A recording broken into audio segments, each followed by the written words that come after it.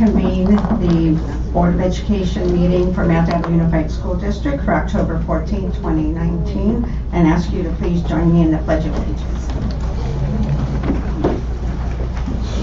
Allegiance to the flag of the United States of America and to the republic for which it stands, one nation, under God, indivisible, with liberty and justice for all. First of all, I apologize for coming in a little late. We go as fast as we can in closed session, but sometimes it takes a little bit extra time. And so I'd now like to do the roll call. So Mr. Lawrence. Here. Ms. Mason. Here. Ms. Mayo. Here. Ms. Cound. Here. And Mr. Geeves here. I will report out on actions taken in closed session.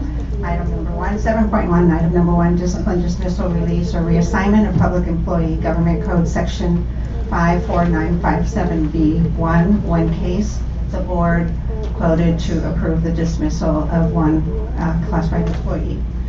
7.2, item number 2, anticipated litigation, conference with legal counsel, Government Code Section 54956.9B.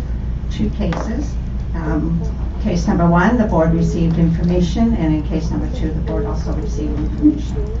7.3, item number 3, negotiations. The board may discuss negotiations or provide direction to its representatives regarding represented employees pursuant to EERA Government Code Section 3549.1. Agency negotiators Dr. Robert Martinez, Lisa Murphy Oates, and Roy Combs. Agencies MDEA, DMA, MDSPA, CSCA, CST Local 1, and Teamsters Local 856. And the board received information. 7.4, number 4, readmission of student number 05-19 into regular schools in Mount Deb Unified School District. And the Board of Education approved the readmission of student 05-19. Thank you. So we will, before we request with my co-board members a change on our agenda to move our business action items list, 19.0, that list. I'd like to move that to follow the superintendent's report. I know the first one is a public hearing, so Mr. Shakey, is that acceptable that we do that? Sure. Public hearing is scheduled for 7 o'clock. Okay. Okay with that. Mr. Lawrence, first of all, happy birthday again. Thank you. I jumped the gun 2 weeks ago. Still happy birthday. He is actually very kindly flew into town to be at this meeting and needs to fly out again, so we're going to try and make sure he's here for those business items. Okay, our next item is public comment. The public may address the board regarding any item within the jurisdiction of the Board of Education of the Mount Deb Unified School District that is not on this agenda. These presentations are limited to 3 minutes each, or a total of 30 minutes for all speakers, or the 3-minute limit may be shortened. If there are multiple speakers on any one subject, the public comment period may be moved to the end of the meeting. Speakers are not allowed to yield their time. And some of you have heard this many times, but I always like to make a point of saying if you've not participated in this process before, the role of the board during this segment is to listen. We actually cannot respond to comments that are made. We can ask clarifying questions or refer the speaker to the superintendent, but our job is to listen, and we are governed by what's called the Brown Act, which prohibits us from having a conversation or dialogue with you. So don't take that personally. Okay, so we're going to start with Karen Argy. RC. RC. Oh, sorry, I thought it was a T. Sorry. Good evening, board members and Superintendent Martinez. I am here as a representative of the parent leadership group for Rocket Ship Futuro Academy. I am here to invite all of you to a really important event that we're having in our community this coming up week on Thursday. We would love for the board and Superintendent Martinez to attend. We would love to meet Dr. Martinez and introduce him to our school community. I have an invitation for all of you. Thank you so much for your time, and we hope to see you there. What is the date of the Do you want event? to publicly say what the event is and the time and all this? Location? The event is the Hispanic Heritage Celebration. It's this Thursday from 5:30 to 7 at our school. Great, thank you very much. Okay.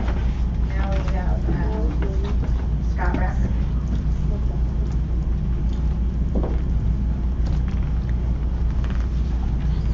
Good evening. A week ago, I had the opportunity to attend the California Latino School Board Association conference in Del Mar, California. I knew President Panos from West Contra Costa was there, as was Board Member Ramos, who I think is on their board. And I came away with two really real insights into how I'd like my kids to be educated. First of all, there's some very poignant testimony from students and former students about stereotyping and lack of affirmation, and a couple instances of actual over-discrimination by teachers, which were really compelling. One Harvard graduate said that his mother told him that in first grade and through 12th grade that he was to go to the teacher early in the year and say, "Do you believe that I'm going to college? Because if you don't, I'm not in the right class." And I just thought about how my kids kind of take that for granted, and it's something that needs to be universal. But an even more important, in my opinion, discussion was around ethnic studies. And there's been some really phenomenal and exciting work done, much of it in Coachella Valley, which has a very Chicano focus, obviously. It would probably need to be different here. But just in presenting a more objective view of California history, it's extremely high quality stuff. I mean, I'm not an educator, but you could see that the curriculums that they had developed, and they are open curriculums, were very significant.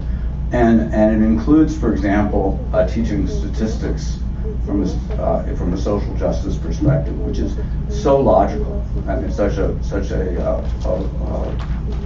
interesting way to teach. So I thought it was a very rewarding, important study, and that this ethnic studies idea, movement, is something that needs to be applied in all our school districts, even those that are not Latino or minority majority. So, thank you. Thank you. Katrina Ross?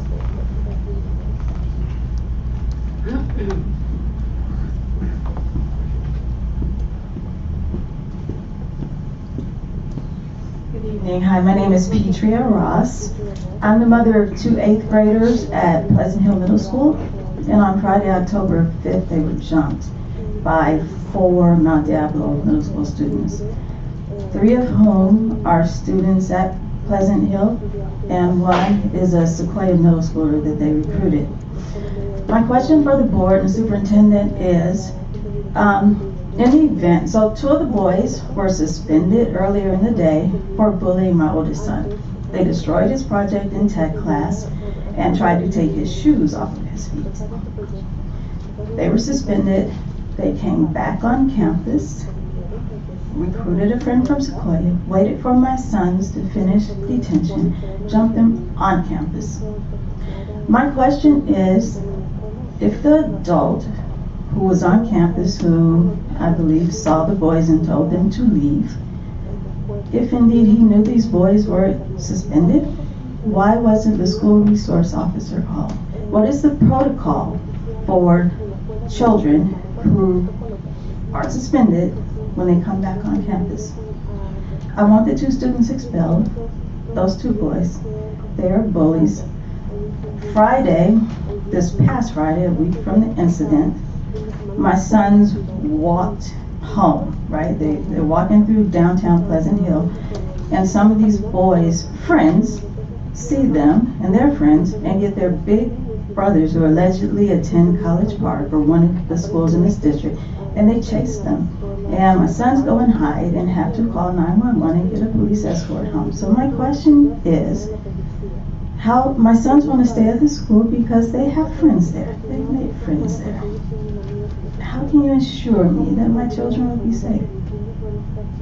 I'm a vice principal in West Contra Costa Unified School District, trying to keep my campus safe and trying to have peace and not worry about my own children. I know you can't answer, but I would love to have a meeting. I can't get information. I try to get information about when the hearing is, can't get that. I understand that the cameras did not capture the incident that was on campus. Can't get a police report, so without lawyering up. So that's where we are. Thank you. Did you leave your contact information on the yellow card? Where? Yes, my email's on there, yes. And my phone's able to, yeah, thank you. We'll make sure Dr. Martinez has this. Thank you.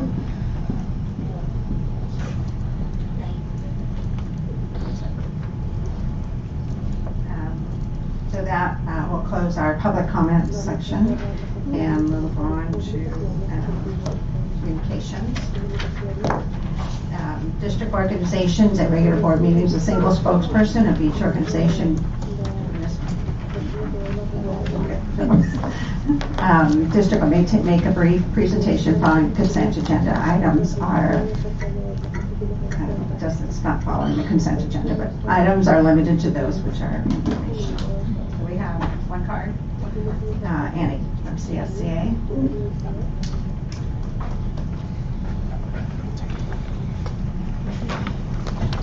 Some more paperwork for you.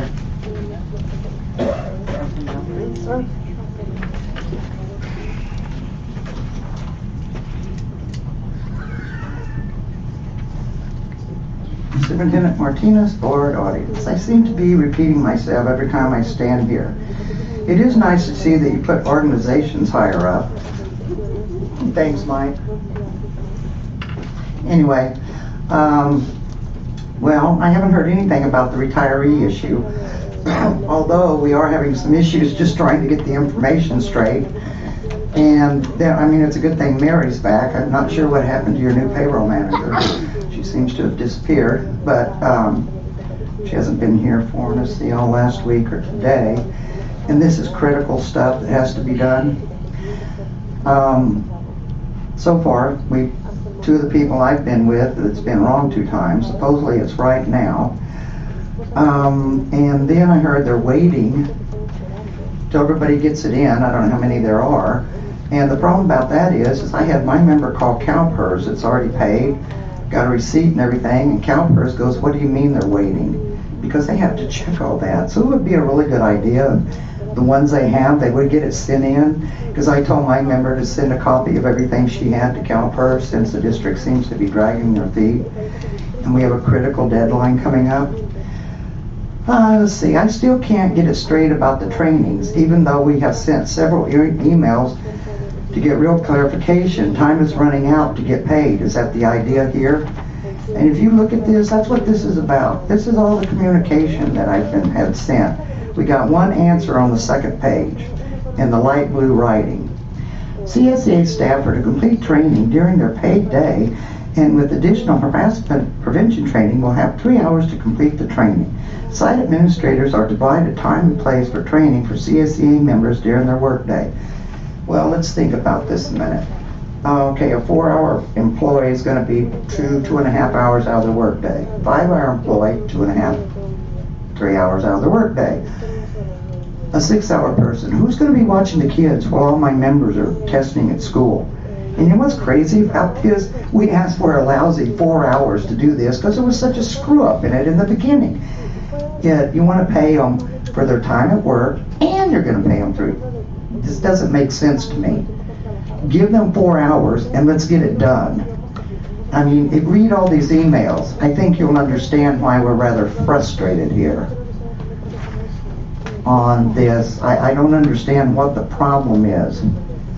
You're gonna have them do it during the day, then you're gonna give them 3 hours to complete it, give them 4 hours, and they won't be taking 2 or 3 hours out of the day. So, I mean, I guess that's up for you guys to figure out. For me, I run on common sense. We have position control in this district. Otherwise, you wouldn't know who is where and how many people need to be in each class. It is not being followed. You seem to think you can move these people around whenever you want to, taking them away from their students. And that's the other thing here. I'm having trouble understanding. My member gets a letter on being detrimental to the students because she's out sick and had surgery. And yes, she has been out of bed. Yet it wasn't detrimental when you take her out of the class and put her in another class. It's only detrimental when it's convenient for the district. Otherwise, it's not detrimental. So the students that you're taking these people away from out of their class, they wouldn't be in there if they didn't need somebody. Last I heard, I had 56 openings. It's not only right what you're doing to the student, what you're doing to my assistants. They're doing double and triple work, taking it out of where they're supposed to be. Like I said, we have position control for a reason. They are assigned to a teacher. I have paperwork on that. If you need that too. You have no idea where people work or how many you have or need in a room if you don't have this. The other issue is stop making up job descriptions because you need a different job you want done. Stop making them up. You cannot just make up jobs and have people in them. I tried to talk to the district about this in the ERC meeting, so I don't have to file grievances, but you're making that impossible. You need to go by your policy, which is position control. You are not doing it. And stop making up job classifications that we don't have. Get my people out of them. All the craziness needs to stop down here. We have lost and still losing valuable employees. You seem to think you can replace them. You cannot replace knowledge and history. I have been around this district for 40 plus years, working 31, retired for 10. Doing union business for about 20 years. I have never seen this place so dysfunctional and overwhelming mistakes. Just actually being downright sneaky, changing rules to fit what you want with no regard for rules or policies. It would be nice if I could get an answer to emails and phone calls. I guess my last comment is I was just scared what's going on down here every day. But I'm past being scared. I'm terrified about how dysfunctional it is. I'm asking you to get position control back in order as it's supposed to work. Do the right thing by the retirees and set a meeting. Also, what you need to do, and I have asked last week to set a meeting with your labor leaders as we have requested. Thank you. Thank you. Okay, I don't think we have any other district organization representatives, so we'll move on to public employee appointments. 10.1, appointment of curriculum specialist. Dr. Martinez. Yes, thank you so much. Tonight we're bringing before you a new curriculum specialist, Alicia Magallanes. Alicia, where are you? There you are. How are you? Good to see you. So Alicia, we're very pleased to announce Alicia as hopefully an appointment into this position. She began her teaching career as a high school math and science teacher, then transitioned into teaching middle school math, science, and AVID, served as a mathematics coordinator for the San Bernardino County Office of Education, assisted in developing AB 466, a statewide teacher professional development. In 2008, she came up north to to San Francisco, become principal of Bryant Elementary School, which sits in the heart of the Mission District. She became principal of Bessie Carmichael, which is located south of Market. Both schools saw upward growth during her leadership, and really, again, in the process of being able to meet with Alicia and talk about what we're doing, we know we have some work to do in the area of mathematics, and we want to make sure that we align what's happening throughout our schools. So we do feel that this is an absolutely important position to fill. We welcome Alicia based on her experience. We think she's going to be a tremendous asset to the district. Thank you. As a lover of math, I'm thrilled to make a motion to appoint Alicia Magallanes as a curriculum specialist. I second that. Okay, we have a first and a second, and we'll now go to the vote.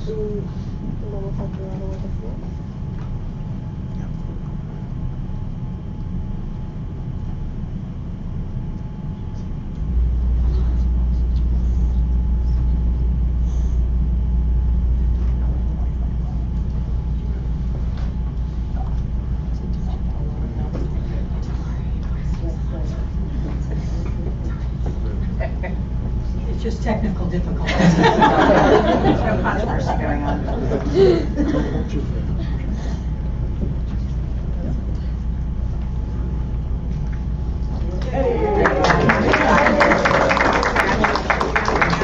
Yeah, come on up and.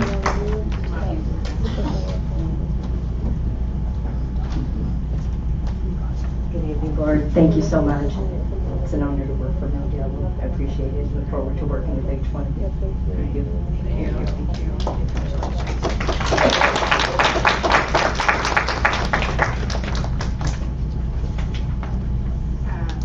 So I don't think we have a student rep. I have not seen it. So we'll move on we'll go to board member reports, and we'll start with this name. Change it up a little bit. Okay. Thank you very much. We've participated in many events together in this last couple of weeks. It's actually been 3 weeks now. Budget advisory, and we went to the Teacher of the Year event where Shay Cornfield was one of the 3 finalists for the Teacher of the Year for Contra Costa County, and then Emily Andrews. On October 1st, we went to CAC. Perhaps Mrs. Kahn will talk about the October 3rd event and the October 5th event. Ms. Mason and I went to an event at College Now, which was a student presentation on bullying, and I'll let her explain that. And we went to the CTE internship recognition. What I want to talk about, which was a long way to get there, right, was I went to an event. Staple papers.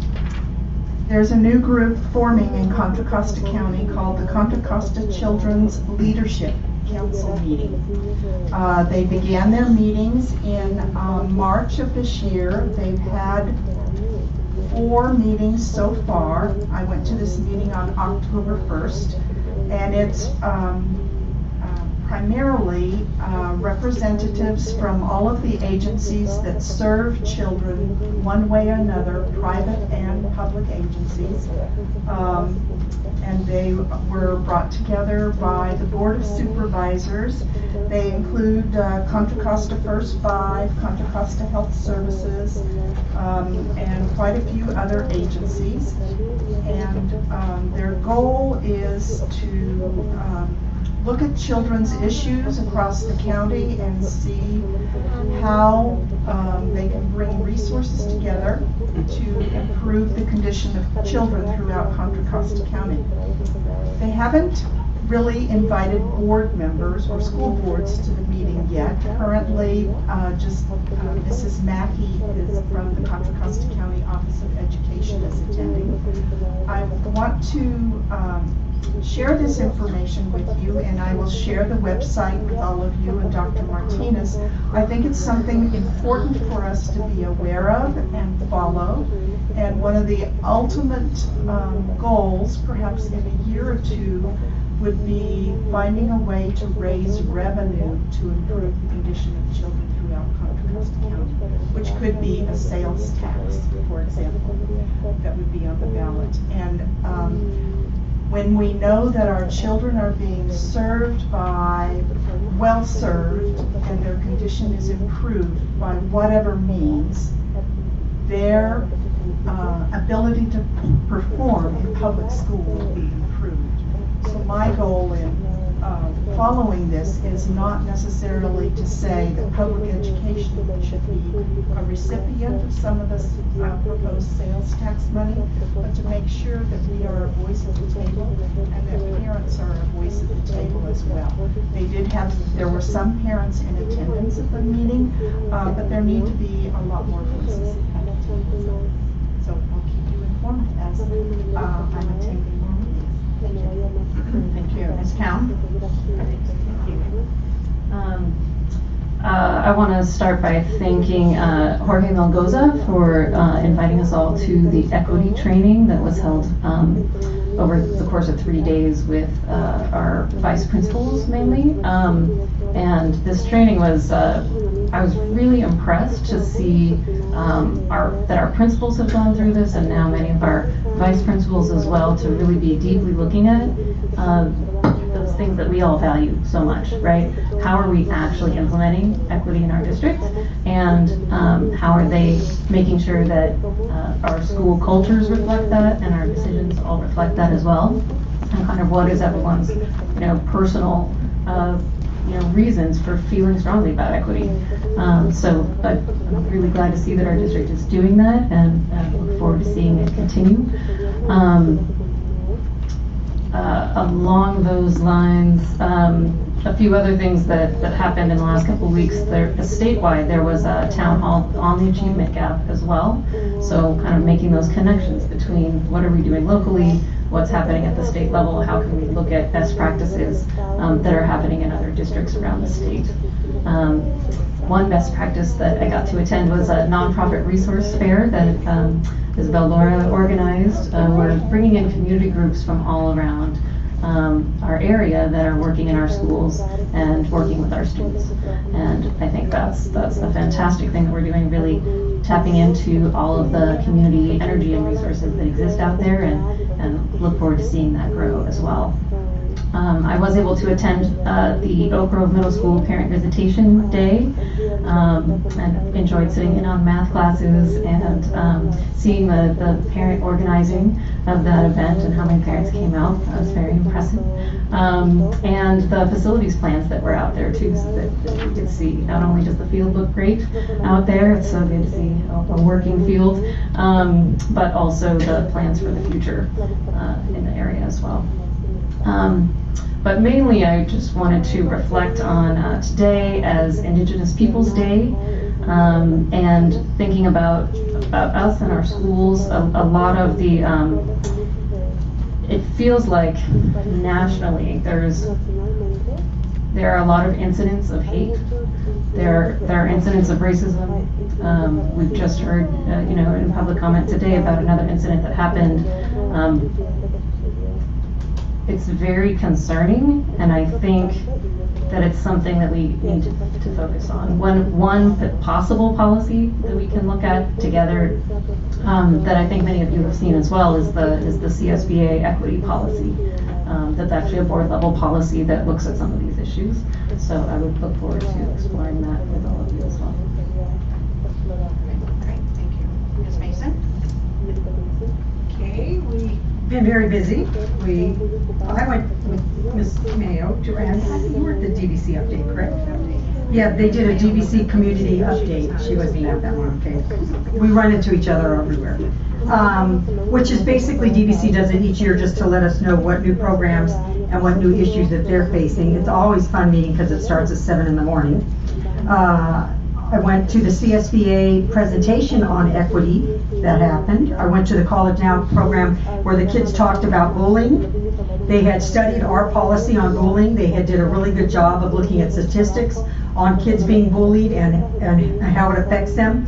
So I encourage them, if they would like to see our board policy change, to put together some language that they can present to the board that we can consider. So they're going to do that, present us with language in the future. I went to the Contra Costa County Office of Education's charter school workshop that they had in preparation for a meeting this week to look at the renewal of the Clayton Valley Charter High School. I went to the summer intern celebration with several of the other board members where we celebrated with the businesses that work with our kids during the summer and provide them an opportunity to work and decide what they may or may not want to do in their future. I also went to the Teacher of the Year event, and about that I would say, you know, we heard from all the teachers from all over the county about the importance the teachers played in their life and how it encouraged them to grow and to become teachers. And I may be stretching, but because it seems like every year Mount Diablo has a teacher that's selected to move on to the next level, I want to think that we as a district are doing things to encourage our teachers and inspire our teachers to do more for our kids, and that's reflected in their excellent teaching, which is then hopefully rewarded each year when they're picked for a Teacher of the Year.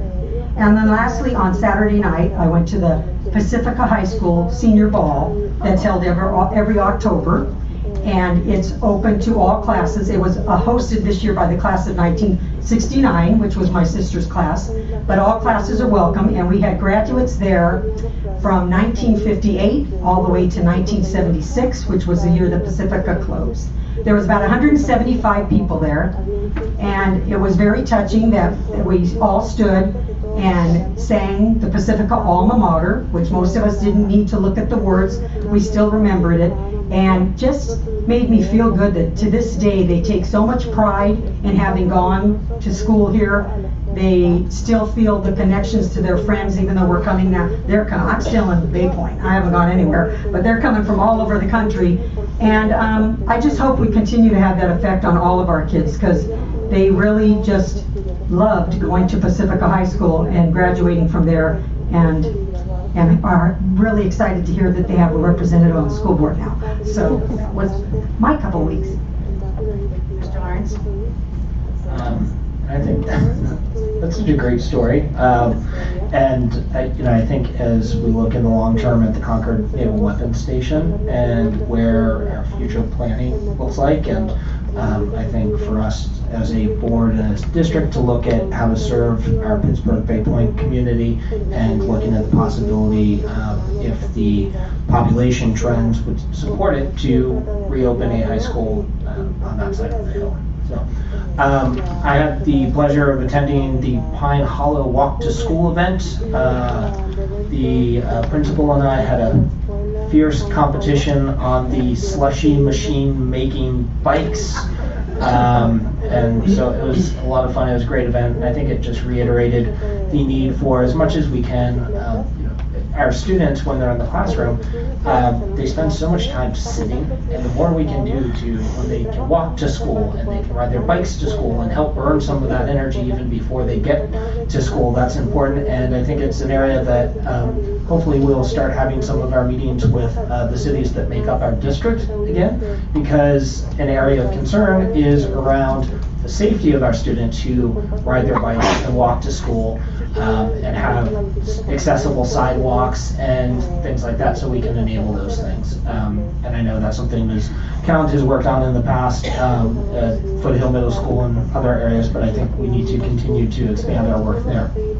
I also visited Oak Grove Middle School, which had a water and sewer issue, which, man, just a very, very difficult situation. So I went a day or two afterwards to meet with the principal, check in with her, and frankly, I think it's an opportunity for us, and I've had a chance to speak briefly with Dr. Martinez to figure out, with aging infrastructure, these types of things happen. How do we continue to be better about preparing for them and responding to them? And so that's something that I think we need to keep on the forefront.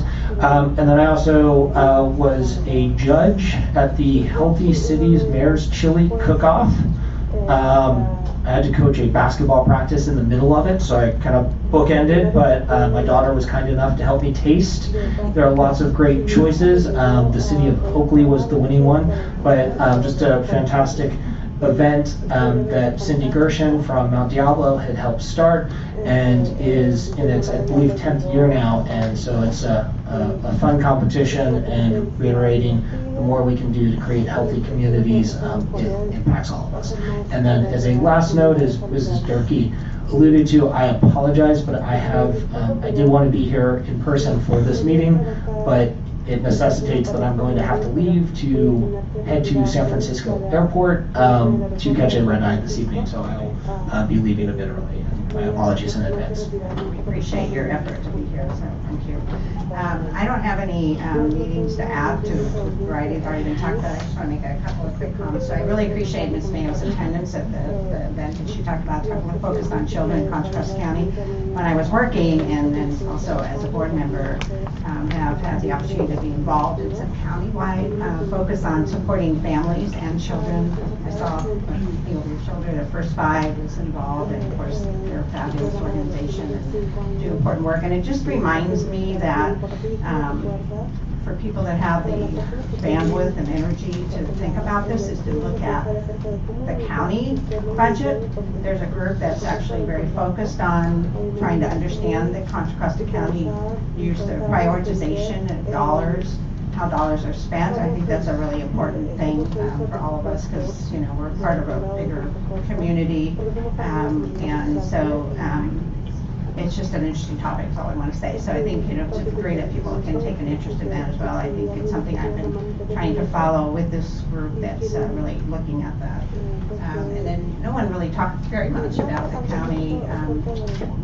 County School Boards Association presentation, which was titled Improving Equity and Integration. And I'll just say it was stimulating in terms of thought process. It's, was really about a fairly progressive idea, but something was done in the past, but, still a progressive idea. And I think my frustration is, the ability to implement seems daunting to me, but it did make me keep thinking about it. And I think, that I've had conversations with folks about this before, and Mount Demmett Unified has the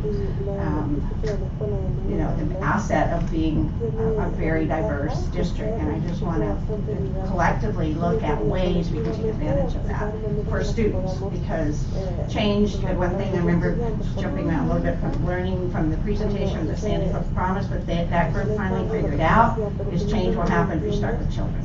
You have to start young. So many practices that we all take for granted now happen because these children grew up with it. And so I think this is similar too, is just really seeking out opportunities to put yourselves in more diverse situations, getting to know people different from you. And I think as a school district broadly, we have probably some opportunities we haven't tapped into yet to help students have that experience. So short of, putting into place these more rather costly, challenging, even though great ideas, it's something we could start doing now. And I think that it does happen. I remember, again, when I was working, there were a few things that we did that provided that opportunity for students, but it's kind of a one-off thing, and it's not something that's really institutionalized. So just, again, hopefully collectively we can look at some of those opportunities. So. Okay, and now we'll move on to the superintendent's report. Thank you so much. So I did want to make a comment that today the district and the Mount Diablo Education Association negotiation teams did engage in their second mediation session with the PERB, Public Employee Relations Board appointed mediator.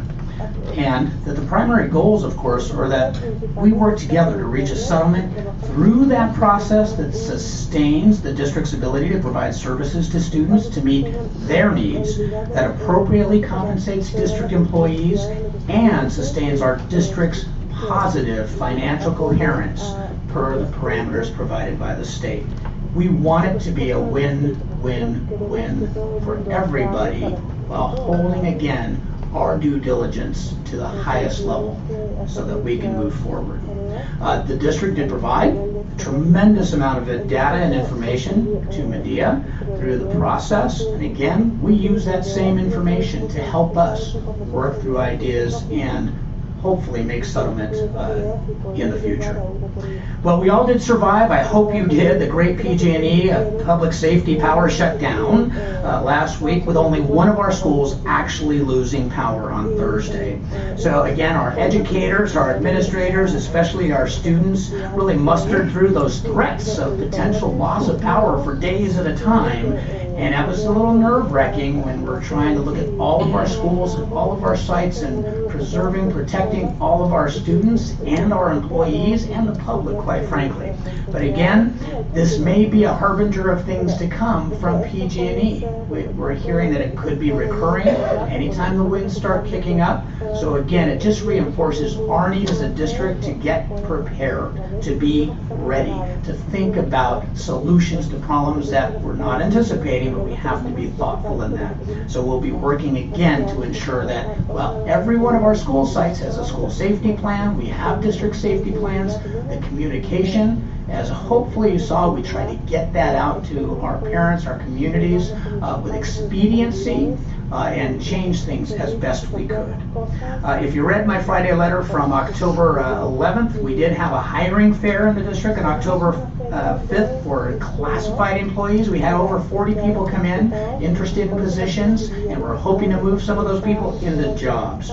We also were able to celebrate the 5K MDEF, Mount Diablo Education Foundation Fun Run. So we were there last Saturday morning with hundreds of people in attendance. Kids doing a great job of running, and our community foundations working with Yours Humanly, and again the MDEF, and so it's as a fundraiser for our district to expand on those programs. I am promoting this silly word called Move-tober. Now, Move-tober is really a way to just get out there and run, and to walk, or dance, or swim, or bike. Move. It's a health wellness idea that if people take those steps forward in any kind of physical activity, you're helping yourself really get more physical exercise, and usually a little bit better of mental capacities as well, just feeling better. So do it. This morning I was at the Northgate High School for the German exchange students welcome. We have almost 20 students, I believe now, maybe 13, right in there, coming out, and they'll be spending some time learning and working with all of our students, and we welcome them to the entire area. A couple of things coming up. We do have, we wanted to make note that there's a public hearing on from the Contra Costa County Board of Education on Wednesday regarding their review of the Clayton Valley Charter High School. That's out there. We have a parent advisory committee meeting on Thursday at the Willow Creek Center at 3:30, and we have an LCAP speaker series, the Local Control Accountability Plan. Occurs at Foothill Middle School on October 23rd at 6 o'clock, and the day after, a college fair at Ignacio Valley High School, and that is for all folks to come to receive information. It is never too early to start planning for college, to come and get information, and hopefully students who want to get in there will find a way, because there's many opportunities. For myself, again, just continuing my professional development, working with our California Association of Latino Superintendents and ACSA, Association of California School Administrators, through a partnership focused on coherent leadership. And so I'm doing a special group working with both organizations, guided by Michael Fullen, a renowned leader, and just continuing to, again, address all of our needs working together. So it's been a great week. Let's keep on moving. Thank you very much. I just want to add that the college fair is also going to include trade apprenticeship representatives, so that's very exciting.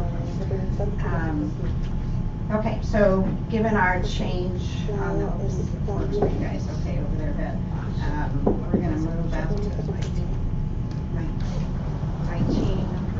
We're going to move our full business action list to this point, so it was formerly 19, and we'll start with 19, what was formerly 19.1, public hearing and possible adoption of resolution of the governing board, Mount Devon Unified School District, recommending Contra Costa County Committee on School District Organization to approve and establish trustees areas from which the Mount Devon Unified School District trustees will be elected in a 5-trustee area election process, and resolution designating election years for trustee areas. And before we get started, I understand Mr. Lawrence has a comment. Yep, thank you.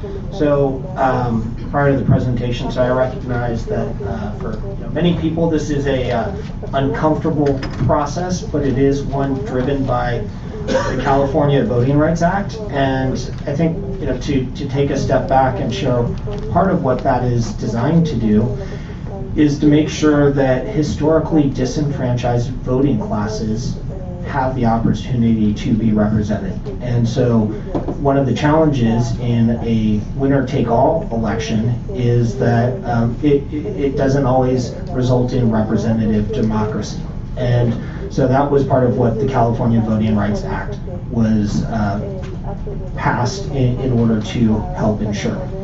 And so I think that as much as we might like to talk about America being a colorblind society, in fact, race remains a huge predictor of social, financial, and educational success in our country today. And this is an opportunity, as I've heard each of my fellow board members talk about their support for equity, for us to start to address that, to make sure that we have a board that represents our community. And I think that's a very important part. I think that for board members, it's important to put our own personal preferences and ambitions aside as part of this, and to do what is best for the community and what is best for our students. So there are a couple options, and we'll be talking about those in terms of how we can select a trustee area. There have been people who've suggested that since Mrs. Durkee and I would be the first 2 seats to be voted on, that we should be the first, since our terms are up, that the areas we reside in are the first 2 that should be up. However, I think one major issue with that is that Area 3, which is primarily the Monument Corridor, would not then have a representative, and I don't think that's acceptable.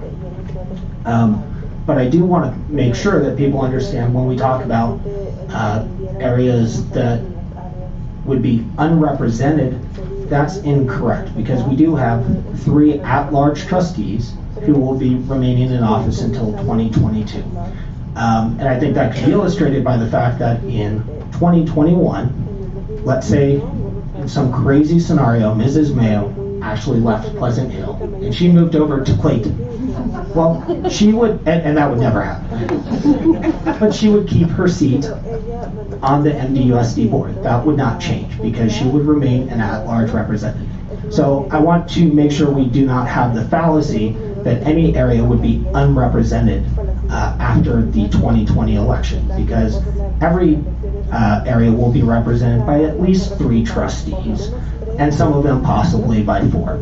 So I want to make sure that we're all clear on that as we go into this process. But as I said at the beginning, I think it's important to remove personal considerations from this. So I wanted to take a moment to share that I personally, regardless of the outcome of this process, committed to it being a very fair and transparent process, but I will not be a candidate in 2020 for the MDUSD school board, and don't foresee any circumstance under which that would change. So I wanted to share that prior to us entering into this final stage of the process. Thank you. Thank you very much. So it's going to be out, which is totally acceptable that Mr. Lawrence and I discuss this because we're both in a similar position. And I have, some of you know this, I've shared this individually with folks some time ago. It's probably not wise to share it too soon. You don't want to be marginalized right out the gate, like, oh, well, she's not important anymore. But I had decided some time ago that I would not be seeking another term as well. So it just so happens it works out, you know, with the trustee map there. And I totally agree with everything Mr. Lawrence is saying. I look for this district will always be extremely important to me. I now have a grandson who's going to be going through Mount Alpha Unified, so it's even more important now. So you know, it's not for lack of passion and concern. It's just it just seems like, you know, for my personal life, it's time to move on. And so I feel like I've worked hard and will continue to work hard. We still have a year or something, so again, don't chase us out too soon. But because this came up, you know, we both felt it was really important that, you know, people interpret anything we say about the process is really coming from, we believe strongly it should be done right. And it's not self-serving in any way, shape, or form, because there are some possible conversations. Someone said, well, she's just trying to save her spot on the board, and it's not going to happen. And Mr. Lawrence, I know, feels the same way, so we wanted to make that public before this presentation, so in case there's any doubt. So, okay, and so with that, we have some comment cards. Do people want to comment?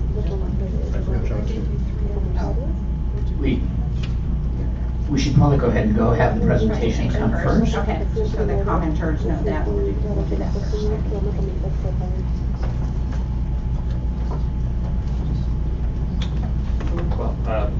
Jerky, members of the board, Dr. Martinez. Brief presentation, very similar to what we've gone over the past couple times now, but just consolidated down to the 3 scenarios that the board has narrowed it down to. And then we have the sequencing options to go over as well. This is just a reminder of the calendar. Where we're at today is our second public hearing on the map scenarios. We've gone ahead and scheduled a 3rd public hearing for the 28th for an additional opportunity for folks to comment on the maps and sequencing. And that will move us to the end of the process and get us to the county committee in November. I'm not sure what month that will be, but we'll come up with a name for it in time. And then marching through the process to have it done for November 2020. As the district is transitioning, you're going from at-large election method to a by-trustee area method of election, and Trustee Lawrence summarized it well. Instead of electing 5 board members, and regardless of where you reside in the district, by all members of the community, which can be 5 voting areas. Voters from within those areas elect somebody who resides within that area only, and only the people who reside within a particular area vote for that board member. So that's really just the definition of what we're doing here. So in order to do that, we have to have each area be roughly equal in terms of inhabitants. The Federal Voting Rights Act, making sure we're not doing anything to discriminate against members of protected classes. The areas have to be compact, contiguous, looking at communities of interest, which I think we've heard a lot about at these public hearings and community input meetings, man-made and natural geographic features, incumbency, which sounds like it's not going to be a consideration at all in this process, as we've talked about. Then other local considerations, school sites, school attendance boundaries. We've had some good conversations about that over the meetings as well. Refresher on population, as of the 2010 census, 250,000 residents, regardless of age or citizenship status. That means 5 roughly equal areas of 50,000 people each. You can see the different ethnic groups broken out. The largest group being the white population at just under 55%, 24.5% Latino, and 12.25% Asian are the largest protected classes. And then see citizen voting age population. I've helpfully placed the legend on top of Bay Point so that you can't see the concentration of the Latino citizen voting age population there. So we'll just mentally move that legend to the other side, and you'll see that there's a concentration in Bay Point of Latino citizen voting age population, and a lesser concentration in the Concord area around Bay Point. But overall, 16% Hispanic Latino, 63% white, 12.25% Asian, again, the largest protected classes within the district. So at the last board meeting, narrowed the field down to pink, purple, and purple A. Everybody's favorite title, purple A. But this is scenario pink again. Area 1 starting in Bay Point, going across 4. Told that I'm not supposed to put a the in front of a freeway name, that reveals that I'm from south of Bakersfield, so I will work on that today. So crossing 4 into the Pittsburgh area and northern parts of Concord. Area 2 in Martinez coming down through Pleasant Hill. Area 3 starting at the Monument Corridor, working its way north into North Concord and Pacheco. Area 4 being in that southern area around Ignacio Valley, coming south and east into Clayton, and then Area 5 being in that downtown Concord area, extending east along Clayton Road on both sides. Have the demographic data. All 3 scenarios provide for 2 non-white majority citizen voting age population areas. Those are always going to be areas 1 and 3. The differences are really just how you move around some of the edges and where those boundary lines are drawn. But demographically, we see that we create those 2 non-white majority citizen voting age population areas. We've also provided information on age breakdowns, so you can see population under 18 years old, 18 to 24, 25 to 34, different age bands as you go up, indicating some concentrations of school-age children, for example, in the under 18-year-old band. So you can see some of these voting areas have higher concentration, such as Area 1, where Area 2 has a slightly lower concentration at 18.5%. You see owners versus renters. For the most part, pretty, areas 1 and 2 are pretty similar at 60-30. Area 3 that flips, where it's 60% renters, 30%, just kind of some rounding here, homeowners. And then areas 4 and 5 being high majority homeowners and versus renters. And then below that, you can see the income bands broken out. And I kind of, summarize the under 50,000 and over 50,000. So if you look at the percentage under 50,000, you can see areas 1 and 3 at about 36-37%, areas 2 and 5 at about 25%, and area 4 at 17%, and that's under $50,000 household income. And then finally, all the school boundaries that are touched by each of these trustee areas, not just the school sites, but just giving an understanding that you're going to have boundaries that are in multiple trustee areas, regardless of where the school facilities are located.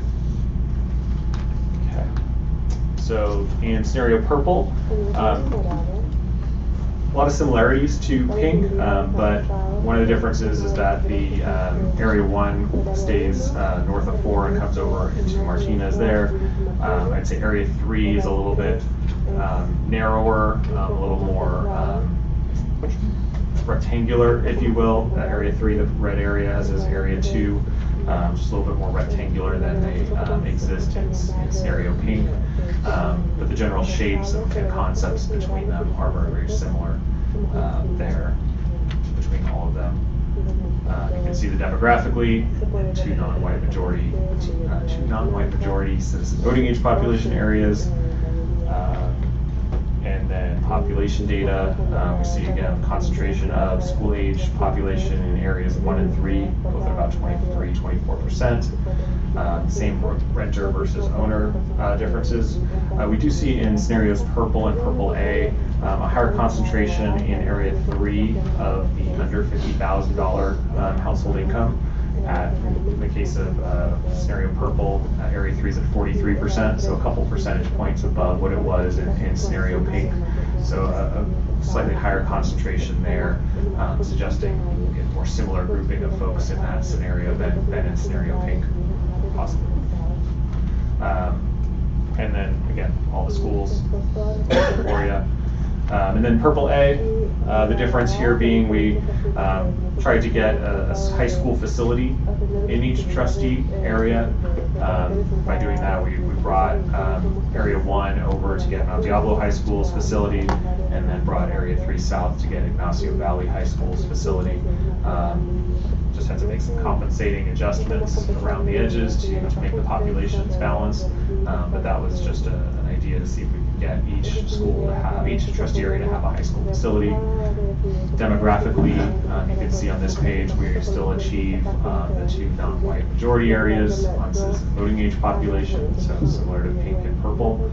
And then age-wise, similar concentrations in areas 1 and 3 of school-age population, similar renters and house and homeowner, as well as income thresholds between purple and purple A. So that is the concentrate or the school boundaries in purple A as well. So we didn't have enough information to share. Now we have 10 different sequencing options for these 3 scenarios. We have sequencing option 1, which is the one that's on the maps, which has areas 3 and 5 up for election in 2020, area 3 being one of the 2 non-white majority areas. So that occurs in sequencing options 1, 2, and 3. It's always areas 3 and 5 it's always area 3 in 2020 in options 1 through 4. And then area 1 is in options 1 through 3, and 8 through 10 is up for election in 2022. So those are alternating there. And then I won't read them all, but you'll see there's a lot of different options. I don't know if mathematically if we got every option covered. I'd have to figure that out. But we've got a lot of options there. I'm not going to read through them all, but just to share that we've got a number of ways to do this process. Sequencing-wise, it's just up for the board and community discussion. And if I could just interject something, please. I think that we legally would be on incredibly precarious ground if District 3 was not included in the 2020 election. I think that District 1, which is where Mrs. Mason happens to reside, which is the second minority-majority district, logically would then come up in 2022, which coincides with the end of her term, because there is a representative there. And so I think that really what we're faced with is three choices, which is pairing District 3 with either 2, 4, or 5. Correct, and that would be sequencing options 1, 2, and 3. Would be those three that have that alternating option created. But we just wanted to give you the full gamut of your potential options. But I think as we've talked about, the language of the California Voting Rights Act does speak to some preference to areas that are in the spirit of the California Voting Rights Act's intent. So I'm sure we'll maybe hear a public speaker or two echo your words as well. Turn it over for questions, or if you want to open it up to the public hearing first.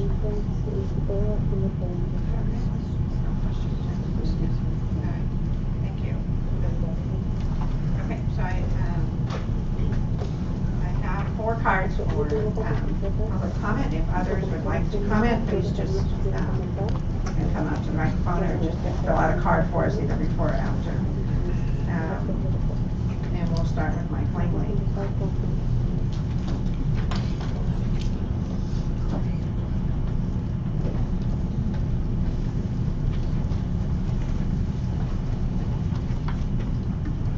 Madam President, Board, Superintendent, my name is Michael Langley. As you know, in the late 1970s, the Soviet Union released a limited number of people to immigrate out of the Soviet Union, and many of them came to the United States. An interesting problem was the shock felt by these immigrants when they went food shopping.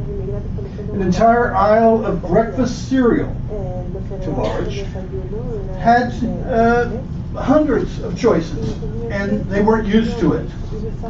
It confused them. When looking at the 10 choices for sequencing operations, I feel a little bit like a Russian immigrant. There are so many choices. However, if your purpose is to convert from at-large to area representation as efficiently as possible, only the first choice meets that need, because 2 through 10, and I risk being fallacious, but through to 10 leave multiple areas where there is not a board member residing within. I see them as empty choices. Sometimes more choices are not beneficial, especially if they are empty boxes on the cereal shelf. Please consider looking at option 1 as the most efficient and the fairest.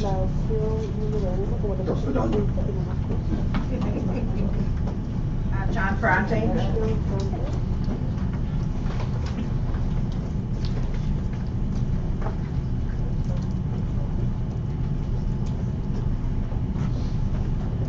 Good evening. Mr. Lawrence's comments notwithstanding, my complaint is more on the lines of verbiage. You are telling people straight up they have no representation. We will take your tax dollars and we will not represent you. That's the implication. Anybody who's attended these board meetings knows that is not the case. At-large members are just precisely that. They are at-large members. But to boldly state you are going to have no representation? Really? Bad choice of words. Fix the verbiage. Or, as Mr. Langley stated, pick the logical one, which is number 1. Thank you. Scott Rafferty.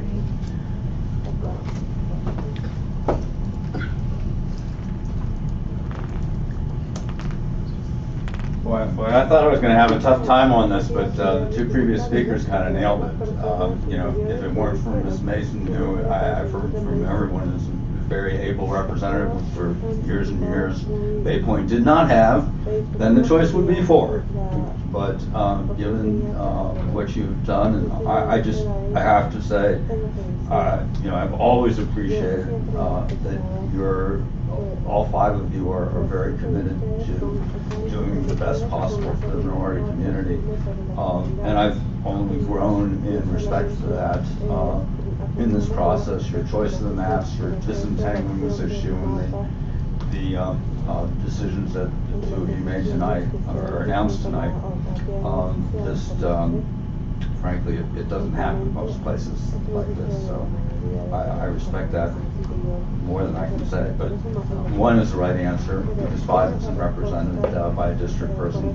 I think you can also need to deal with, either now or later, what happens if someone, the fact that you're entitled to serve out your term is inviolate, but if someone there's vacancy, for whatever reason, among someone who has in office until 2022, you really want to have that person assigned either now or later to a district so you can keep the process moving. You don't want to have the district election in 2020 and then go backwards and have an at-large election, or an appointment and have somebody petition and have it be at-large. So you should have that planned out.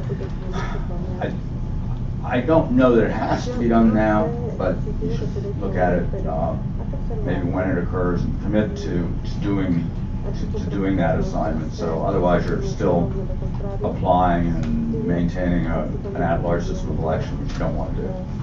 So, but again, now on Pink and Purple A, my client continues to have some concern about including the area around Ignacio Valley, because that's has a lot of not only white eligible voters, but they tend to turn out at a high level. So I think that I continue to think Purple is the best choice, but you may hear from the community, you should listen to that. And finally, there was an issue raised in the previous meeting about residency. Of course, you have to be a resident when you take the oath, but there is also a prospect of a durational residency requirement before you become a candidate, before you take your papers. And your attorney has correctly stated there are 2 very old, very dubious California decisions which say that that's a maximum of 30 days, which and you would, in a sense, be exposing yourself to a challenge if he advises you not to do that. These are not very good cases, in my opinion. They've been widely criticized, and both the Ninth Circuit and the California Supreme Court did not apply this case to the legislature, or it did not take review of an appellate court. It didn't do that. But again, Mr. Tronky is absolutely right. That precedent is out there, not always followed. So those are the issues. I have to say very humbly that I think you've done an outstanding job with this, and I've never said that before because it's not easy. It's been recorded, Scott. So, I'm on record. Thank you for all that you've done. Thank you. William Collins?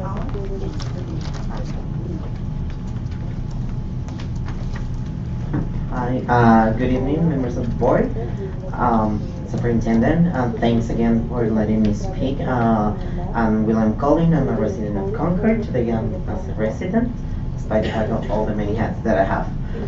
So I really appreciate that you have taken into account our voices, the voices of the immigrant community. We strongly support and hearing from different parents for different districts, and especially the Monument Corridor. We strongly support the scenario Purple A, despite the fact of what is shown on the area of Ignacio Valley High School. There are so many people also that they haven't been counted, and we need to be mindful that a new census is coming up and the demographics might change, and also the displacement of people also, that's a factor that can affect in this election. However, I want to be clear that also as someone that's really active on this area number 3, I think that the community is ready to have a representative that shows the needs that this particular area has. For some of you might be too soon, but I think that this is a really great opportunity for 2020 that this area goes to election. There are so many good people out there, so many people that they've been volunteering and advocating inside the schools, that this is time that we can create a change. Saying that also, I really respect all the work that you have done.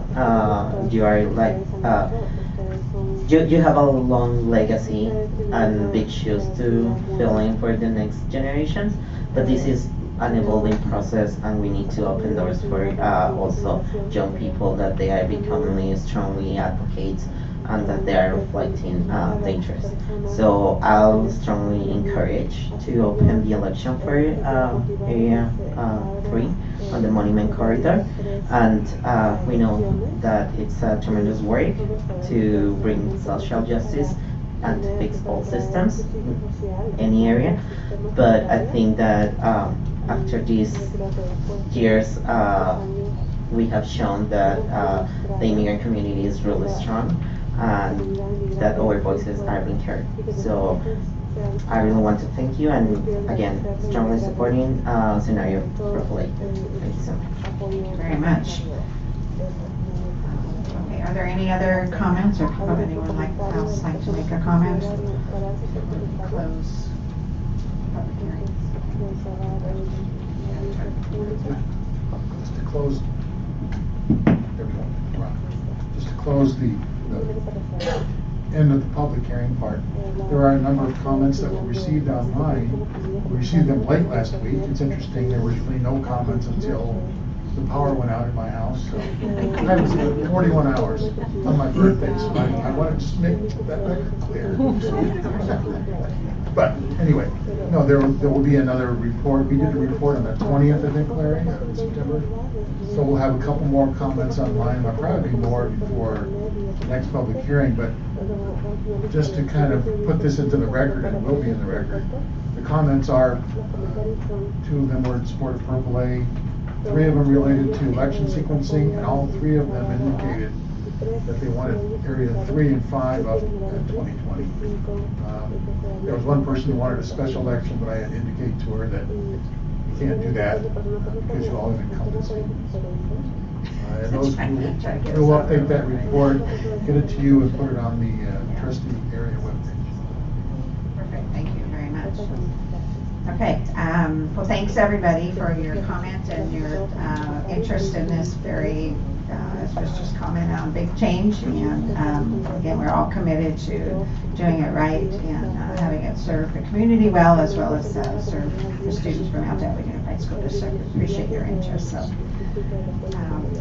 okay, so we're going to close the public comment and move on to our next business action item 19.2, review and potential approval of a letter of correspondence to the Contra Costa County Office of Education, Board of Education, and a resolution calling for the Contra Costa County Office of Ed to take their due diligence in reviewing the application of the Clayton Valley Charter High School for renewal of their charter. Ask Ms. Mayo as comments, writing notes on changes that people have I know they'll do it. So just in the form of some background information, at several meetings we've received public comment from people about the fact that Clayton Valley Charter is up for renewal. It's obviously has an impact on Mount Delavan Unified, and asking us to formally take a position or provide input, etc. And so we're actually going to, the board's actually going to discuss some options as part of this agenda item. What's been posted are two, I will say draft pieces that, you know, in my view, they were designed to be companion pieces because they're different. One is an actual direct letter to the County Office of Education, Board of Education, from this board that's a little bit lengthier, and then also a resolution which is more of just a general public statement to the public about how Mount Diablo Unified School District Board of Education feels, and that resolution is referencing the letter. So that's one approach that we came up with, but that's why we're going to talk about it and see what our interest is in going forward. I haven't read it what was posted today. I know there were some modifications that needed to be made, so we might be talking about some of those. But I would just open it up for comments from the board members.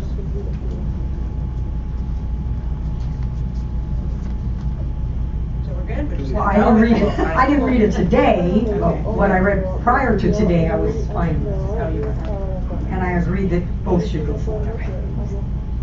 I was, and I'm sorry, we do have public comment cards on this stuff, so. All right, no, we do, okay. You know, I think that okay. I was just checking, so, then I will make a comment. I think that there has certainly been quite a bit of history with Clayton Valley Charter. I think there were some incredibly concerning practices and actions taking place. I think that it was a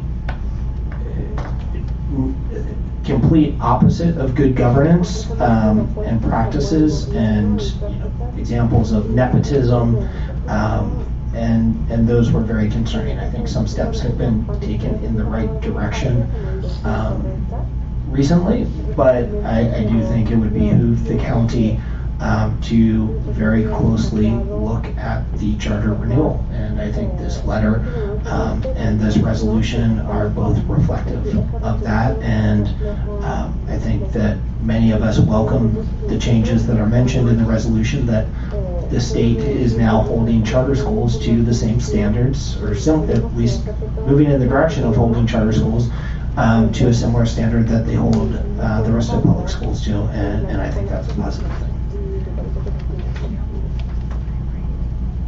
Yeah, I think the letter does a great job of really bringing up exactly what our concerns are as a district, and how it affects Mount Diablo schools in terms of our funding, in terms of our enrollment, in terms of accountability of a school that's in our community that many of our students attend.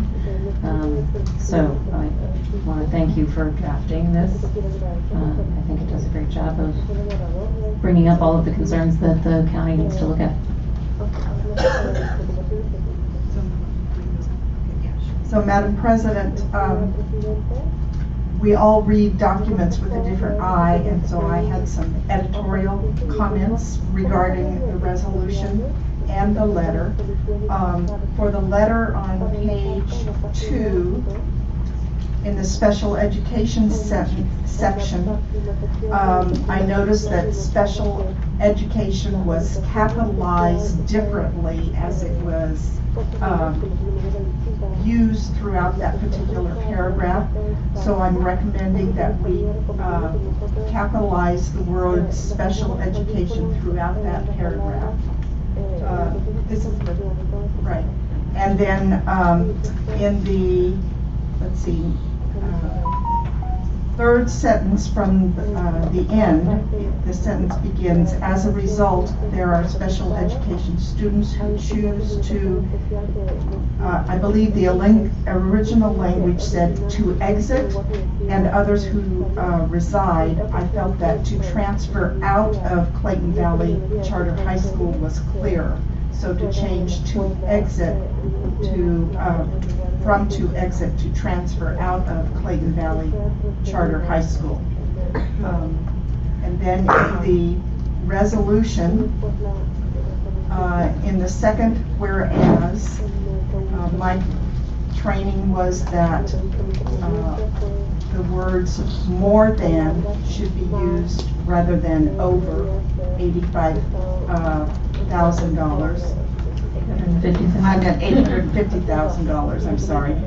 And then there was some formatting differences for the resolution itself. A resolution is one continuous sentence. These folks are laughing. No, I'm telling them, was wishing him a bon voyage. I thought he was going to leave. A resolution should be one continuous sentence. So for the 5th whereas, strike the period and insert a colon and the word and. And for the 6th whereas, strike the period and insert a semicolon and add the words now, therefore. And then the 2 resolved sections would begin, be it resolved. And then there's another and at the end of the first resolved. And then I felt it was important to spell out CACHS at the very end of the sentence. So those would be my editorial recommendations. There is one, really just a typo at the beginning of the letter. It's third line down, just provide input to support your ability. Should the word to reach, well thought out. After the to, for the word reach, between ability and reach, to reach. Thought out.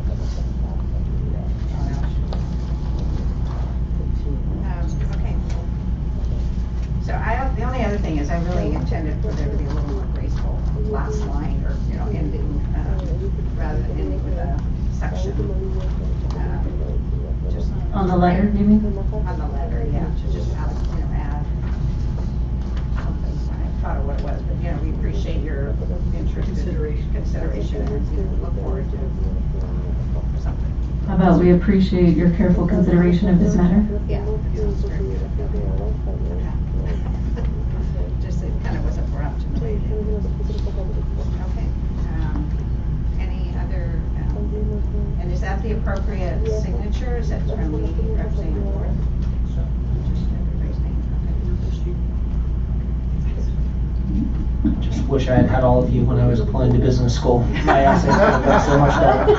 So this is how detail-oriented our board is, looking carefully at every line. Important, it's important, I appreciate it. I just wanted to make one comment here.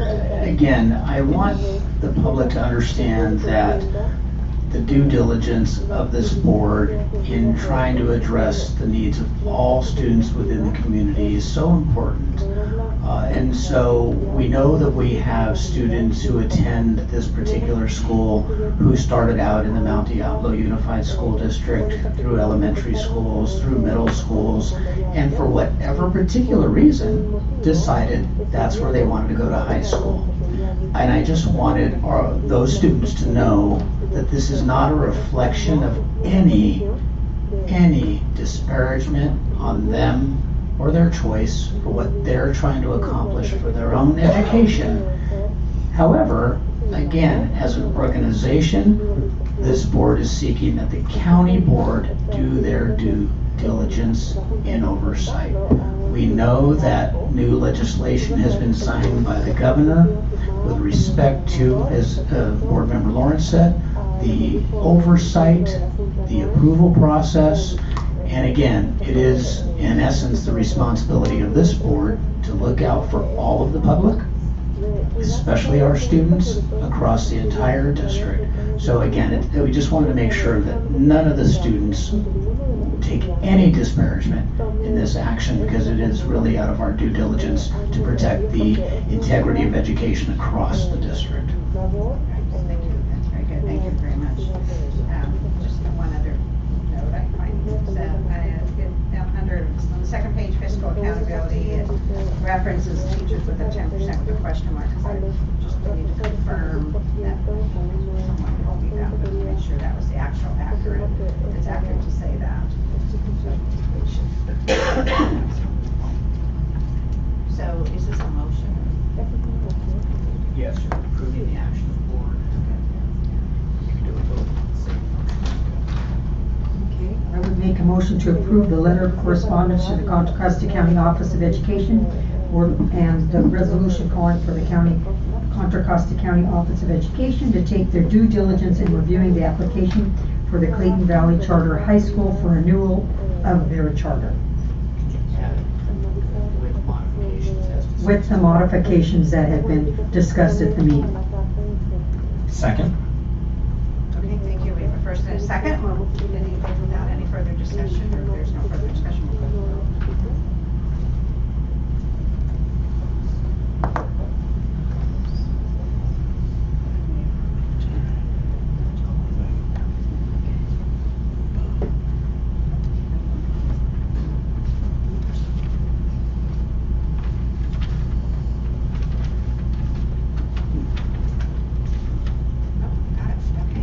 Passes 5-0-0-0. Thank you very much.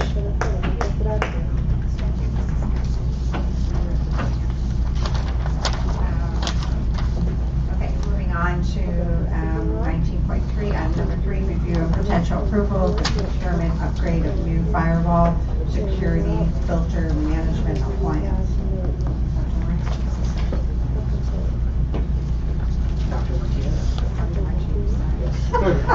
Wow, Yeah, we're so back.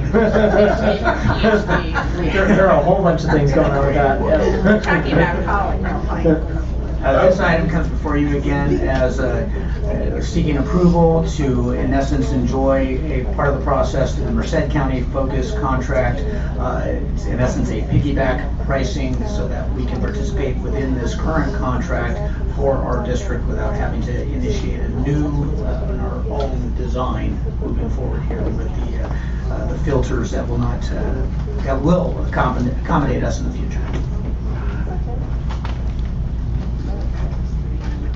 Motion?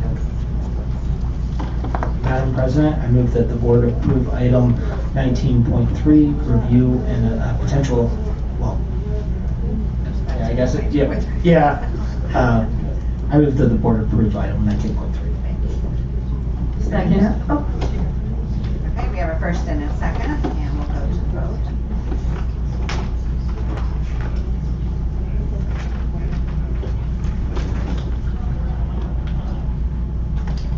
And that passes 5-0-0-0. Thank you. Item 19.4, public presentation of the initial successor agreement proposal for Mount Diablo School Psychologists Association and Mount Diablo Unified School District's initial successor agreement proposal with MDSTA. This is on for information. Any questions, comments? Okay. 19.5, review of the revision of job description for instructional program specialist, categorical programs, site-based. Again, this is on for information. If anyone has any questions, comments, I'm assuming it'll be back for approval. Okay. We're on 19.6, review and potential approval of the MOU between Mount Diablo Unified School District and Teamsters Union Local Number 856 and Food and Nutrition Services. This is on for action.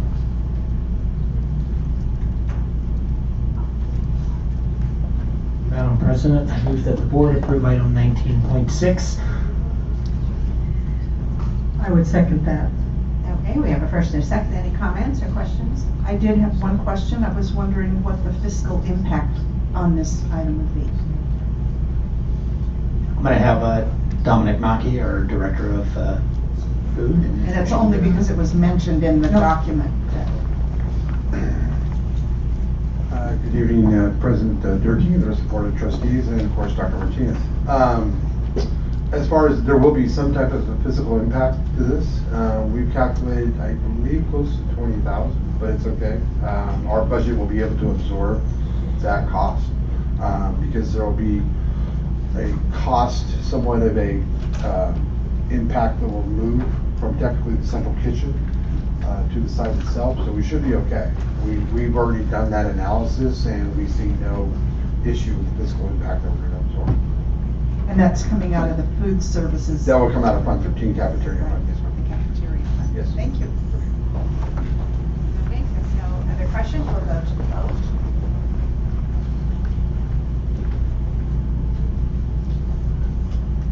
And that passes 5-0-0-0. Thank you. President Durkee? President Durkee, as far as I know, no one's threatening to arrest me if I leave the building this evening, so with that, I was gonna go ahead and, oh, come on, think back a few meetings. How quickly we've forgotten. So, with that, I was going, so with that, I was going to, say goodnight. Thank you. Thank you. Have a great trip. Thank you. Happy birthday. Won't forget that. Happy travels.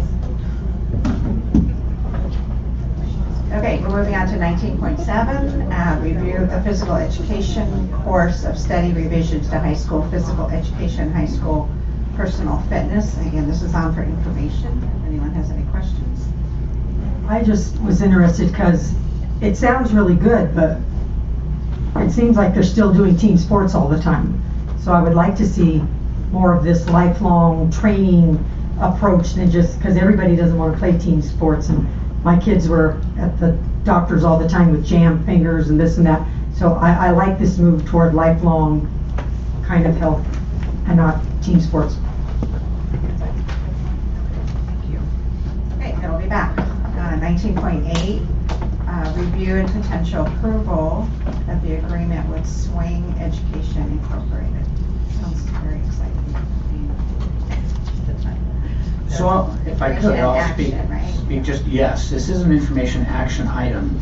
And what this is that Swing is a company that actually provides more substitutes when our current allotment, our current employees of substitutes, we've had positions, and maybe everybody who wants to work that day has already chosen a job, and it does happen that we'll still have either certificated teaching positions or some classified special education assistant positions.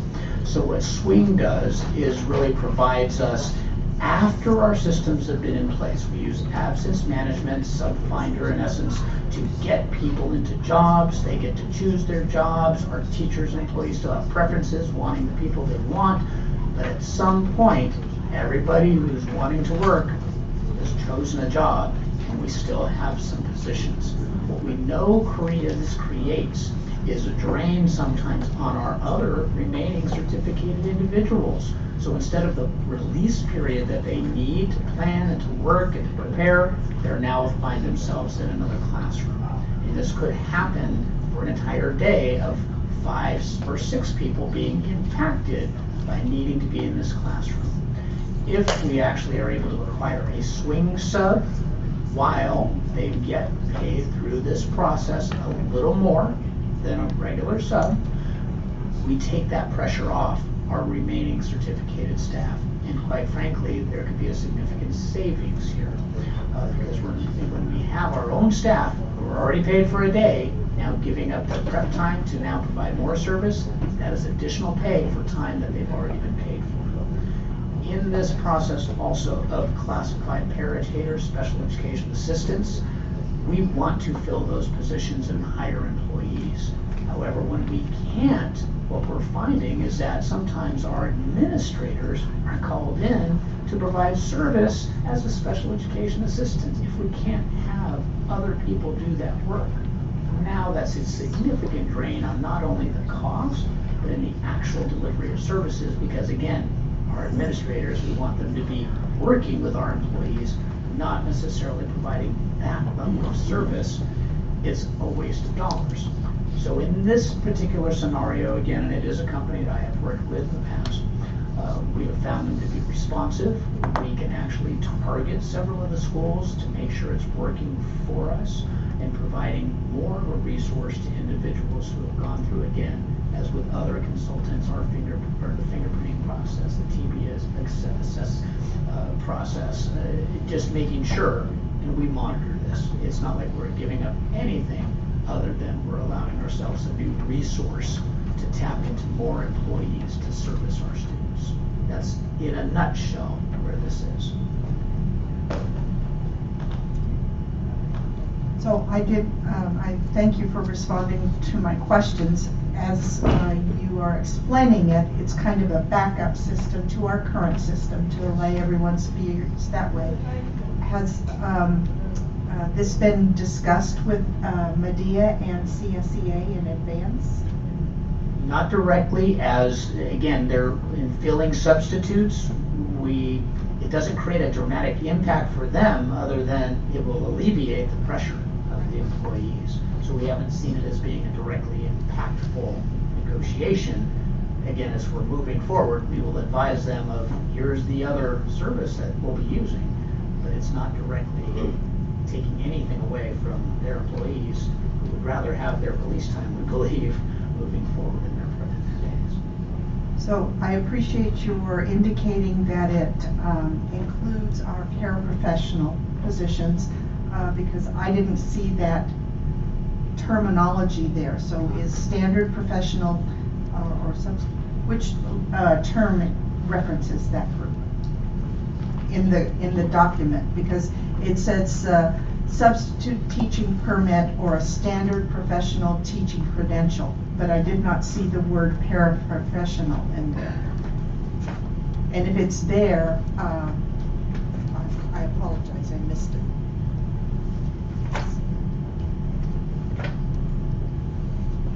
Because I am very pleased to hear that that group would be part of this option. We did have one original document and then it got modified, and so I'm not offhand. If it may not be in here, but that is the intent, is to have two different levels, certificated and then classified. Well, it does say substitute teachers and related professionals. That's probably the coverage. Where would that be? It says it right. In the docket? In the docket? Or is it in the? No, I just read it, first paragraph. Oh, in the docket too. I was looking in this services agreement. Okay, that's fine. As long as we're confirming that it's in the language. It is. Okay, great. Yep. All right. So I would make a motion to approve the agreement with Swing Education, Inc. Second? Okay, we have a first and a second. If no further discussion, we'll go to a vote.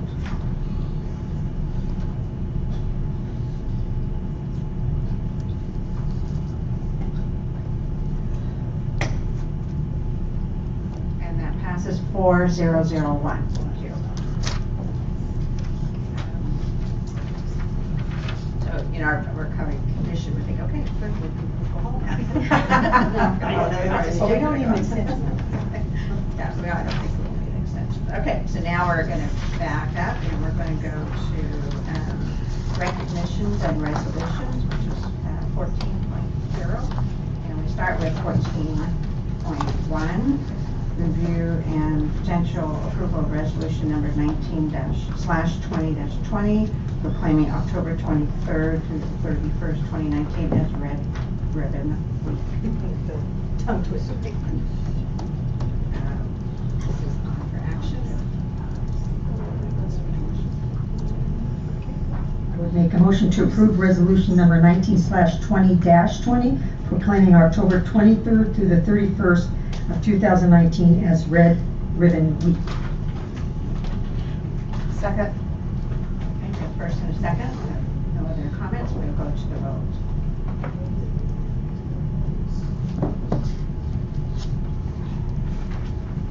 And that passes 4001. Thank you. Okay, the next resolution is resolution number 19/20-21, proclaiming October 14th through the 18th, 2019 as National School Lunch Week. Madam President, I move that we approve item 14.2, resolution number 19/20-21, proclaiming October 14th to 18th, 2019 as National School Lunch Week. And I will second that, considering that President John Kennedy is why I'm in politics today. Okay, we have a first and a second, we'll go to the vote. I actually served many more meals than just school lunches. Yes, right. I appreciate the information. That passes 4001. Thank you. And my last one is review potential approved resolution number 19/20-23 proclaiming October 13th through 19th, 2019 as the week of the administrator. Maybe Dr. Martinez would like to introduce this. I would actually, yes.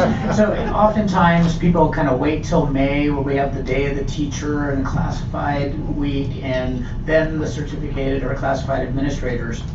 But AXA did make a shift to do it earlier in the year because it's, you know, we've just started, we've been go, go, go for a couple of months. And again, leadership does matter. Even within these last 2 months, again, we see it happen, a crisis at one place, a crisis across the district. It is the classified, the certificated administrators who are organizing, ensuring, you know, that we're on point, that we're keeping everybody calm, that they're taking care of the business.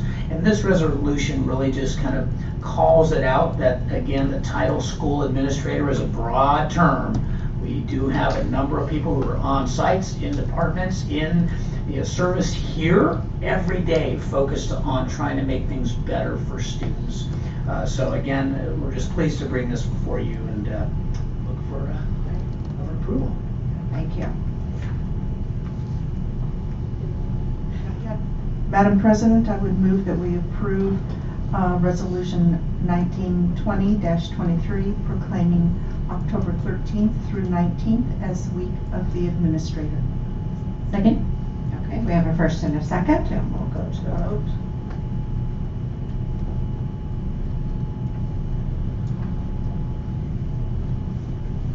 And that passes 4001. Thank you.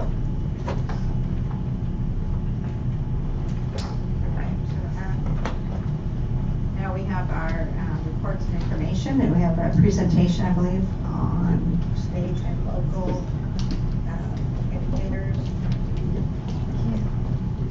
Presentation. Yes, so we'd like to welcome Jennifer Sachs and Shannon Ortland to provide this presentation on our state and local indicators. We know that our CASP data has just come out over this last few days publicly, and so we wanted to make sure and provide an opportunity for board members and our public to hear about some of that data. Again, there's almost no way to give it all in an evening presentation, but we're going to give you an overview because again, it does direct a lot of our work as we move forward as a governance team, as an administrative team, with each one of our schools. So please take it away. Absolutely. Thank you, Dr. Martinez, board members, President Durkee, community members, and staff.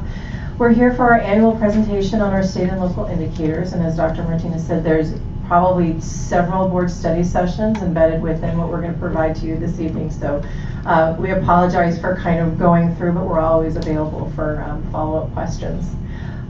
What's important to know is the state and local indicators fall into two categories, and as we present this evening, we're going to be talking about the CASP data, we're going to be talking about Mount Diablo local indicator data, state local indicator data, and then we'll have some opportunities at the end for board discussion.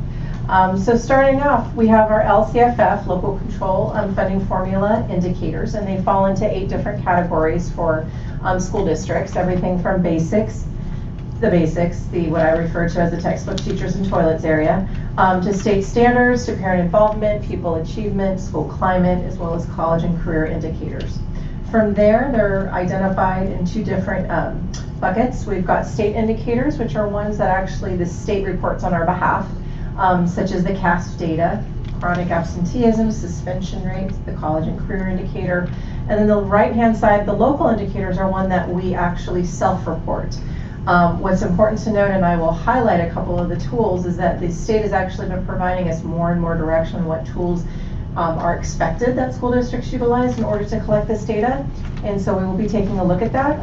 The local indicators are under basic conditions, standards alignment, parent engagement, as well as climate. These are indicators right now, and in January 2020, we will get a new LCAP template that we will be revising for 3 years.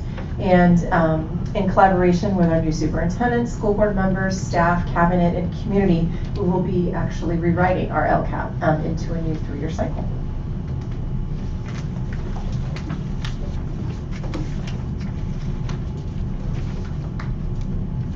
Okay, as Dr. Martinez mentioned earlier, the CAST data was just released last Wednesday, on the 9th. So tonight we're going to look at a couple of slices of data. Math and ELA, science is not released yet.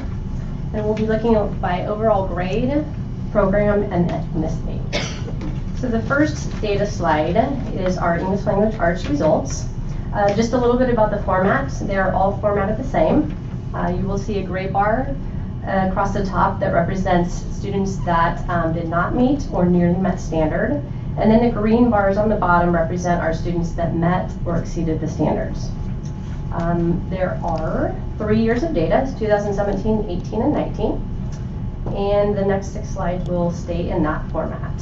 So looking at our English language arts overall 2019 data, about 50% of our students in grades 3 through 8 were meeting or exceeding standard. Grade 4 has the biggest gains with a 3% gain from 47% to 50. In comparison to our county, they have about 54% proficient, as well as the state is about 50%. Next slice of data is by English language arts by ethnicity. The performance with our student groups have been pretty consistent. There was one slight increase with our African American students, a 2% increase from 28% to 30%. And our last English language arts slide is by program. So we have our overall on our left, our English learners are socioeconomically disadvantaged, and our students receiving special education. As you can see, it is similar data in the last 2 years with a slight increase in our English learners from about a 3% to a 5%.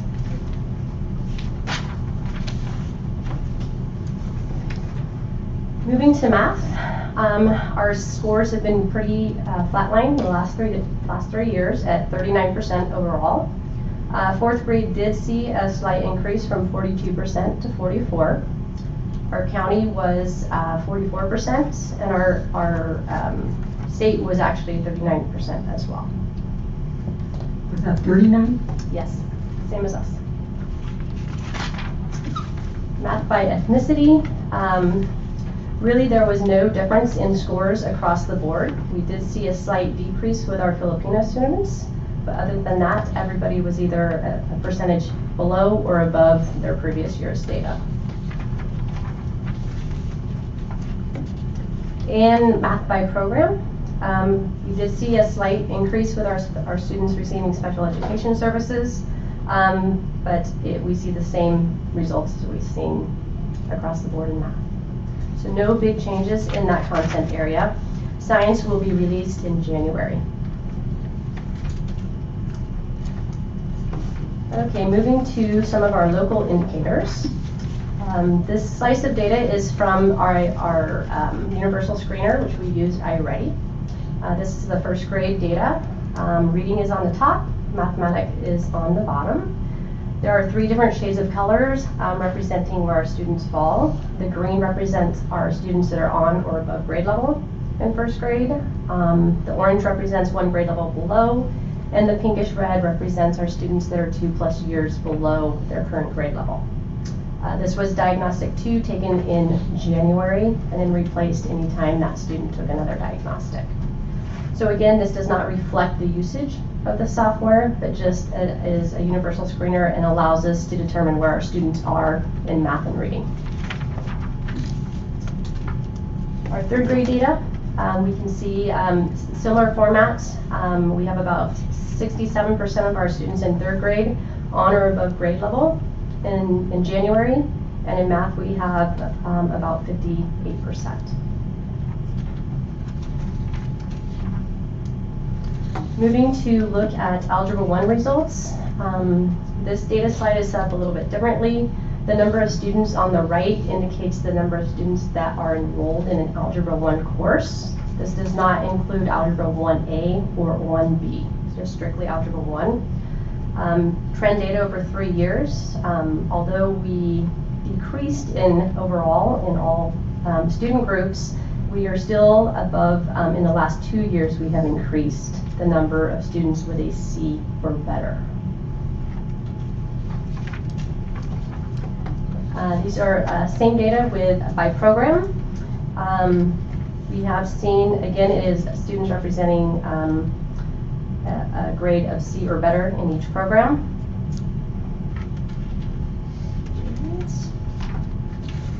Our next slice of data are our 9th grade students on track to graduate. This equals 55 credits at the end of their freshman year. You can see one highlight is our African American students grew almost 12% in the last 2 years. So that is definitely a highlight. And by program, we can see that not only are our students receiving special education increased 4% last year, but within the last 2 years they increased at 14%. In the last data slide, there's a lot of data. This is not new graduation rates. That graduation rate has not come out yet. That will be released probably at the end of November. The new dashboard will be released the first week of December. So with that said, I will turn it back to Jen.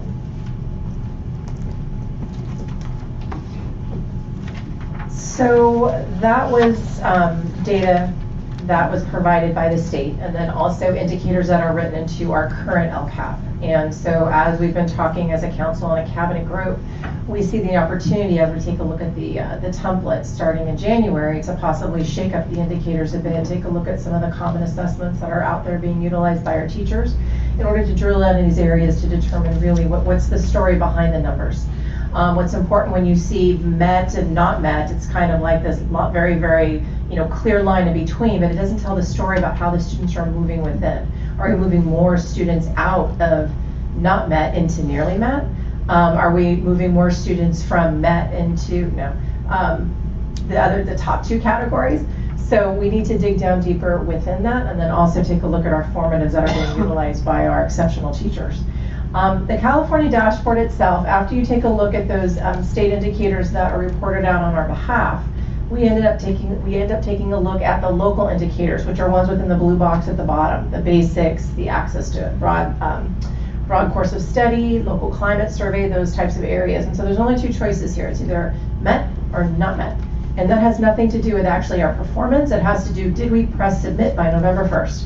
So good news, last year we pressed submit by November 1st, so yay us.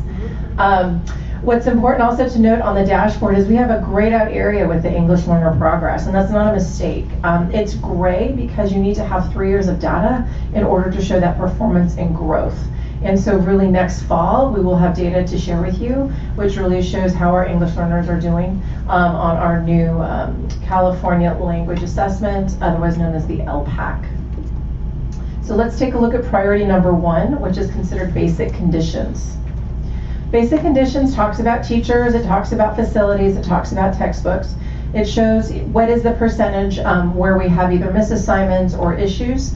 So right now we do not have misassignments for teachers overall, or the teachers of English learners, but we do have 7 vacant positions, which of course when you're a parent with a student in a class with a vacant teacher position is extremely distressing. However, as across the district with over 1,568 teachers, it's less than 1%. There are many of these positions, 6 out of the 7 that actually have what's called Rec 1s. They have actually paperwork that's currently being processed in order to fill that position. I know our human resources staff, as well as the district as large, is constantly out there making sure that we've got high quality subs, as well as we've got postings on all types of social media, as well as EdJoin, other employment websites. So we are very confident that number will decrease. Students without access to standards aligned materials, we assess that, and actually our textbook sufficiency shows in our latest information that we have all the materials we need. And the number of facilities that do not meet good repair. There's excellent, there's good, and then there's fair. So we have a few students, 3 sites that have actually self-reported themselves as fair, and that has more to do with electrical conditions. And so we're working with our facilities groups. May I Go interrupt ahead. just for a moment? Mhm. I just wanted to confirm that this information that you're sharing now is for the 2017-18 year, just so that our those listening who don't see the PowerPoint at the same time will know that we're reporting information that's a year or more old. And you know, I appreciate that clarification because actually no, that's incorrect.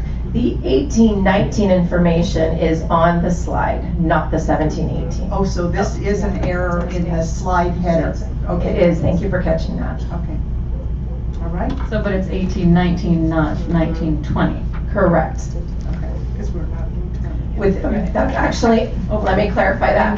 The first 3 rows. Okay. The first 3 rows are actually current data. So 19, current, here in the fall, the first 6 weeks of school. Okay. Teacher vacancy is also this year. The 0, actually, standards line materials this year. The only one that is last year is the facilities, which is 18-19 that we actually pulled off of the SARCs, which are always a year old. Right. Okay, thank you for that. Thank you. Well, I'm glad to know. Absolutely. We'll make that change. Can I ask, can you tell us what, which 3 sites those were? Yes, the 3 sites that self-reported that they were having, they were fair overall, Gregory Gardens, Holbrook, and Mountain View. And again, all of those sites really seem to focus on the electrical. Seem to be, they're in certain categories, and that seemed to kind of skew into the fair category.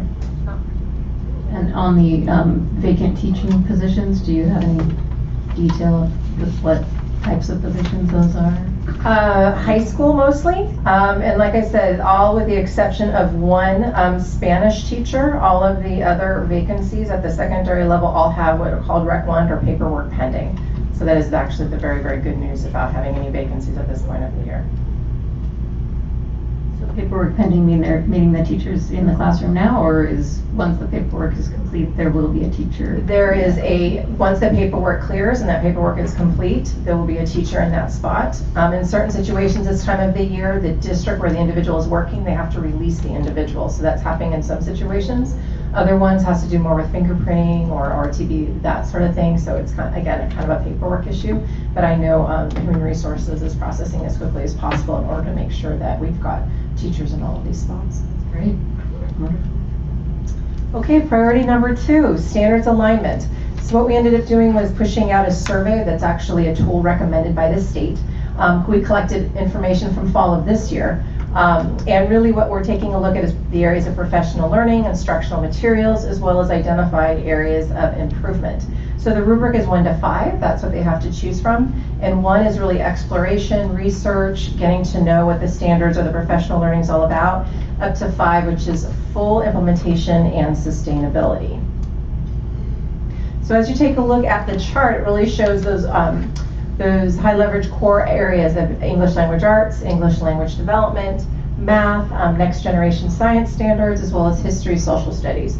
And it shows kind of across the board how our teachers have rated themselves, or has rated our system in supporting professional learning, the aligned materials, and then implementing policies to improve instruction. The 3-4, it's not a 3/4, but really it was a tie between the number of teachers that rated it a 3 or a 4. So the history, social studies area is one that we have a team actually looking very specifically at that and working with department chairs this year in order to really create scope and sequences, as well as aligning at the elementary level the content to our English language arts and other content areas in order to have an integrated program. So that survey went out to all teachers in the district? It went out first through, yes, the Monday memo, and then we really hit our steering committees quite hard and our department chairs, and we worked out that way as well. All of this information actually has to be posted again on the website by November 1st, and we were trying to push this out as quickly as possible. So we got quite a few responses, and we really want to appreciate the teachers that took the time in order to take the survey. So standards alignment, again, 1 through 5. This was already one that we saw, the 3-4. So we have standards alignment in other non-core, well, actually they're all core content, so I don't want to I don't want to discount our health and our CTE and all of our other areas. So the other content areas not represented on the first slide: career technical education, health education, PE, visual performing arts, and world language.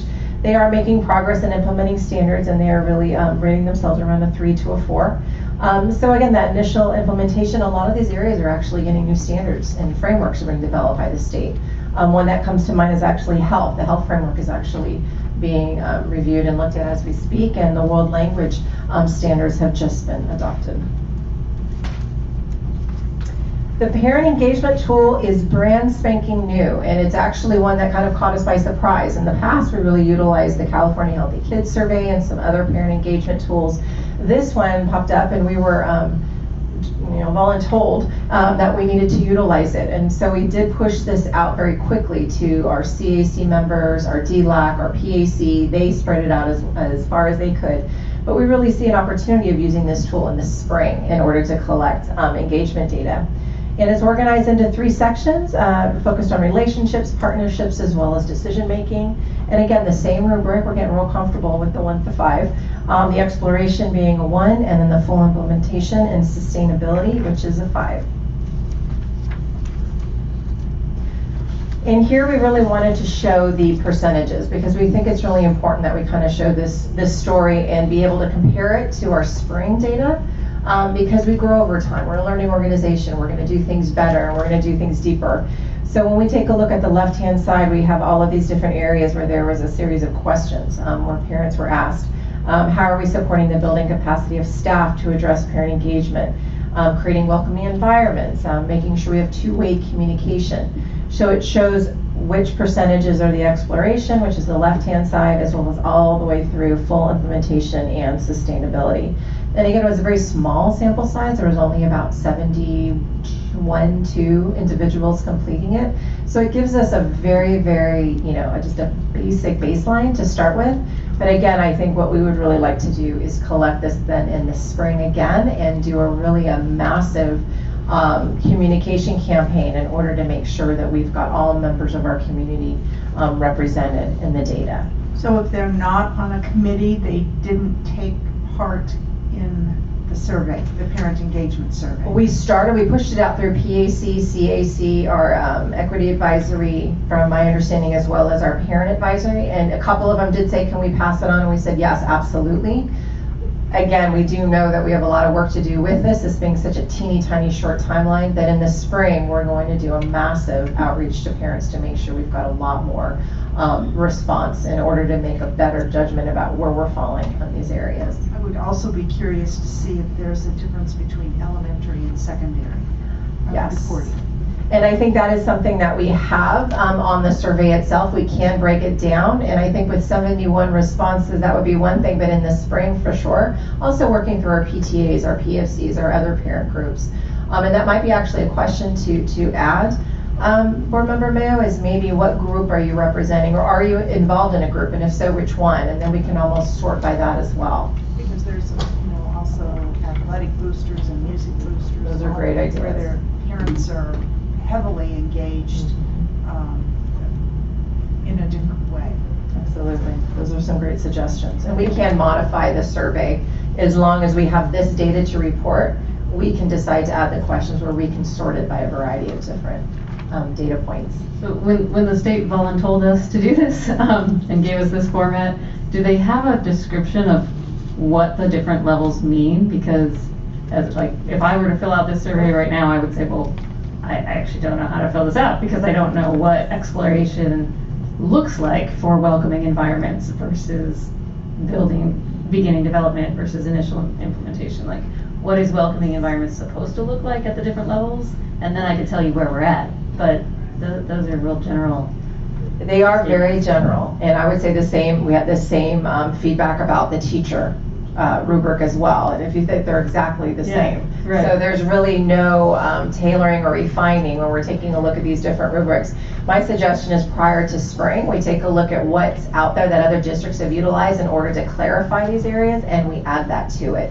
I do want to add that we do have a Spanish version that we were able to push out to the community, so regardless of English or Spanish, there was an opportunity to provide feedback. But I do think it's really important to be scouring and working with our our other, districts in the state of California to see what can we utilize in order to clarify these rubric areas. It really seems like for each question, there would be, what are we implementing here? I have a feeling the state was pretty quick with pushing this out as well. Very So. interesting. Versus the previous surveys that were a lot clearer. Absolutely. So we have an area of the parent engagement, and then also building partnerships, and again, it's the same type of rubric and scores, supporting teachers to meet with families on their progress, providing resources to parents, or just a couple of the areas. Seeking input for decision making, which I know has been just a huge focus of this board, really allowing multiple ways for parents to be engaged. So what are the opportunities to plan, design, and evaluate programs and being a part of advisory groups? So again, this information is just that, it's a bit of data, but we know it's not telling the full story. So we're very excited about pushing this out again with more clarification and a couple additional questions to allow us to filter in the spring prior to bringing the LCAP to the board. Priority 6 is really about the climate survey, and this does live really with the California Healthy Kids survey. I mean, the good news is 92% of our elementary students reporting and 83% of our secondary students really do feel that safe all or most of the time at school. And the grades that do take this are 5th graders, 7th graders, 9th and 11th graders. When they weren't feeling safe, really what was it focused around? Verbal harassment. And this is an area that we're constantly trying to address with students. What's that difference between conflict and the bullying and the harassment and all of this? It doesn't feel good, regardless of what it is. So making sure that we're working with our students and our families on this. And then students with 0 to 2 absences in 17-18 was 59.6%, and then it increased to 67.5% in 18-19. Which actually is a good thing, because that means they weren't absent more. So these ones actually, the absences for these students actually decreased. So it's a 7.9% increase in a favorable way for Mount Diablo. So I think that says a lot about our parents really working with our schools in order to try to get the kids to be in class every single day. We've got priority 7, which is broad course of study. And really, what does this mean? This really means how are we providing access to our students to, as it says, a broad course of study.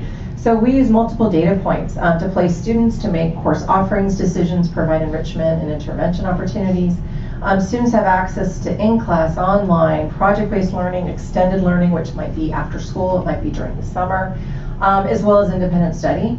And then lastly, we've got magnet programs focused on STEM, VAPA, dual language. We've got International Baccalaureate, AVID, Academy Pathways, CTE, as well as College Now.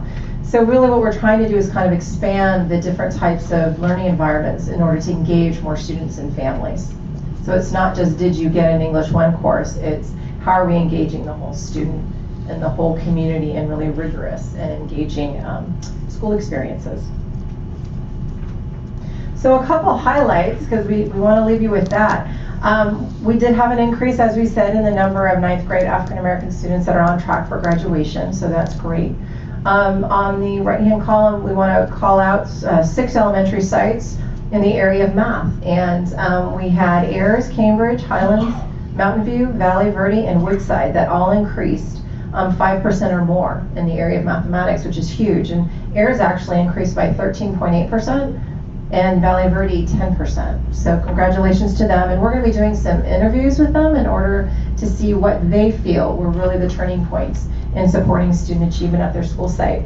In the area of English language arts, by at least 5%, there was growth again at Ayers, Cambridge, and Highland. So they've been doing some really systematic things at those sites. Monty Gardens also improved, and then also Mountain View again. That was my question. When you see, like on the math, I think it was 12% increase in African American scores. How do we track back and see what, I mean, is it an anomaly? You know, how every so often a class comes through that just everybody loves and they do a great job? Or is there some way we can track and see what we did right to keep doing it? You know, all really good questions. And we actually have a team working with a group of counselors really focusing on 9th and 10th graders. And so that would be the group that I would really want to talk to first, to ask them about what their experience was last year, really focusing on a group of students that have been historically underserved.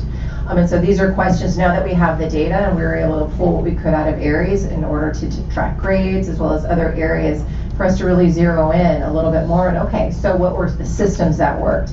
What were the areas of focus that you identified? Because I don't think it's an anomaly. I think it was actually a concerted effort, and I know that our counselors have really been working as a team, as well as under the guidance of Alicia Stuckey-Smith, Stephanie Roberts, and Samantha Allen has been working with them as well. And so these are questions that as we meet with them, we ask them, and we want them to be able to share with us so we can learn from them. And it may not be just 1 year and one teacher. There might have been something that happened in 2nd or 3rd grade that was suddenly, what do we want to say, there was a connection with the 9th or 10th grade curriculum that made it all happen.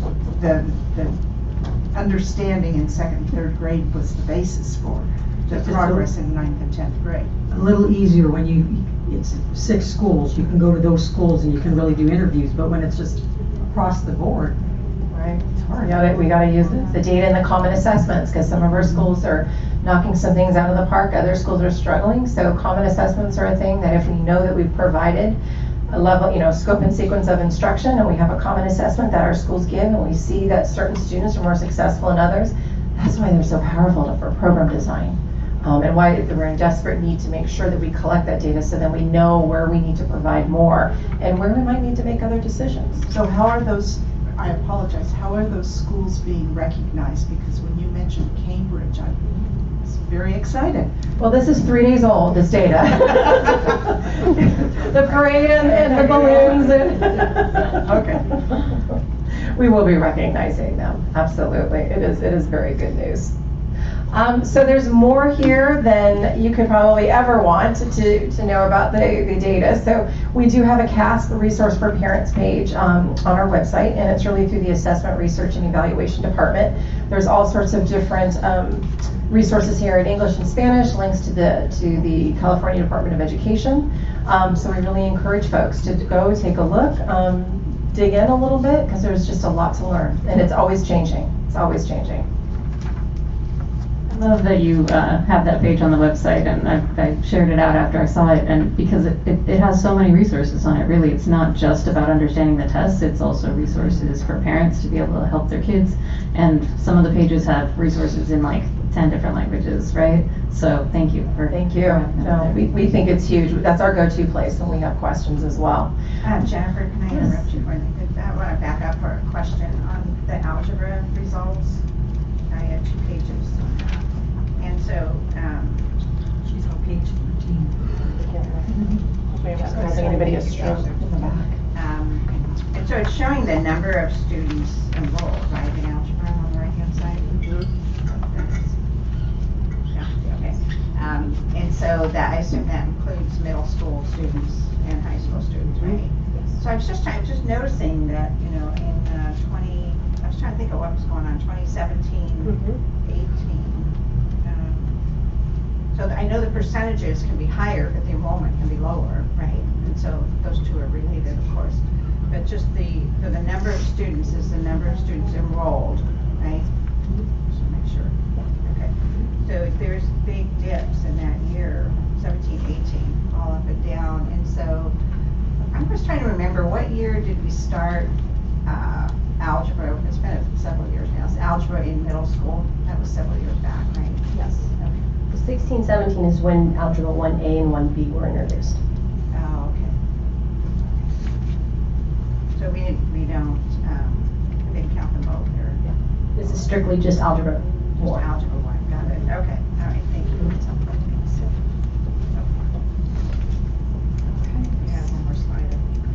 Well, it was just the last slide, opportunity for discussion, but you all have been discussing. So I do want to do a little public service announcement, and I know Dr. Martinez did share about our speaker series, which is actually very much connected to what bubbles up when we have our community meetings regarding our LCAP. And Director Amachi is always a crowd pleaser with his food service and wellness presentation, so that'll be going on October 23rd at Foothill Middle School, and so we really are inviting everybody to attend. Thank you very much. As always, a really good, thorough presentation. I really appreciate it. So in terms of us, because we can discuss with each other now. Just thinking about the as as they start to do interviews and find, what was happening at those 6 schools or in different areas, ways that we as a board could find out about that kind of thing. Like, I know you do presentations here, right? But I have heard that other districts do something called, it's called like a board walk kind of thing, where you kind of take a tour with the superintendent out to sit in on classes and see some of the like model, programs of what's working out there, seeing it in action. That would probably be a good discussion for our board workshop. Say that now, yeah.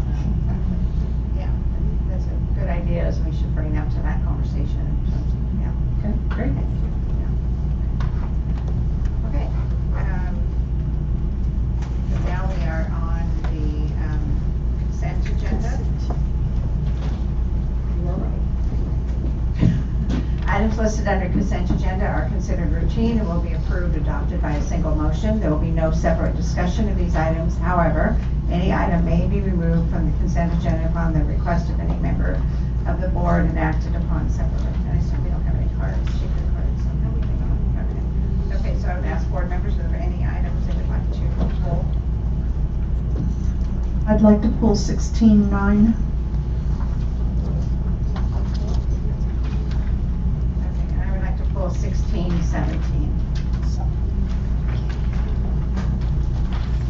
Okay, so 16-9 and 16-17, so we have a motion for. I'll make a motion that we approve the consent agenda with the 16-9 and 16-17 being pulled. Second? Second. We have a first and a second. Vote.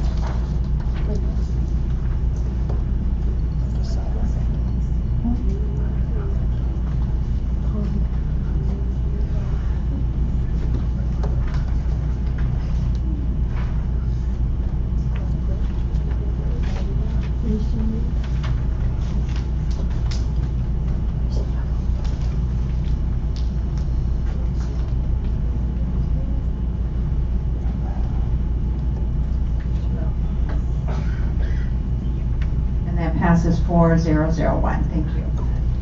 Okay. So now, first item under 17. 17.1 is the sandwich. So, I had asked some questions about the capacity of this vessel and the fact that they were overselling the tickets, because they're, at least the way I read the information, they were,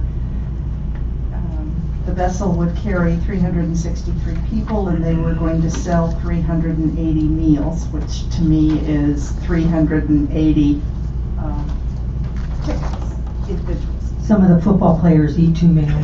Okay, all right, that answers it all. Many of them apparently. Anyway, before this is, I'm presuming that it will be approved. I don't have a problem with it. I just would like us to make sure that we are meeting the requirements of the Coast Guard as far as capacity of the vessel and the number of tickets sold, because that's just important. We're responsible for students' safety. I read weird things. Yeah, so we did get some information late in the day. It did not get to the Friday, or the extra letter, but if Assistant Soup Jimenez can share just a little bit more data with us, that'd be great. Yeah, so the additional meals are for the chaperones that are attending as well. That's it. As far as capacity, the boat can hold up to 460 people on it. It goes by weight, actually. It doesn't go by number of people, it goes by weight. And so the average weight of a high school kid is around 150 pounds, so they factor it in, and that's how they do that. So they're well within the limit of being able to go out. So they're going by the life vest number, not by, which includes children life vests. Yes, they have enough life vests as well to be able to cover those. I'm going to look at that again, but anyway. You know what, I can forward you the email that I got. Okay. Thank you. Because normally the Coast Guard number is the number, but that's okay. All right. And I'm assuming on, oh gosh, where'd it go? Exhibit A, when it lists the payment schedule and the second two payments are due in 2021, that's maybe a typo. It's probably No, 2020. that is, the event is. Oh, yeah, 221, that's right, that's right, that's correct. 'cause, The event no, is. wait. We're in 1920 right now, so the event would be in 20. It takes us that long to fundraise. Oh, this is for the following year. Ah, oh, but we're putting the first deposit down now, even though it's, okay. High demand. Those kids are gonna get smaller by then, so.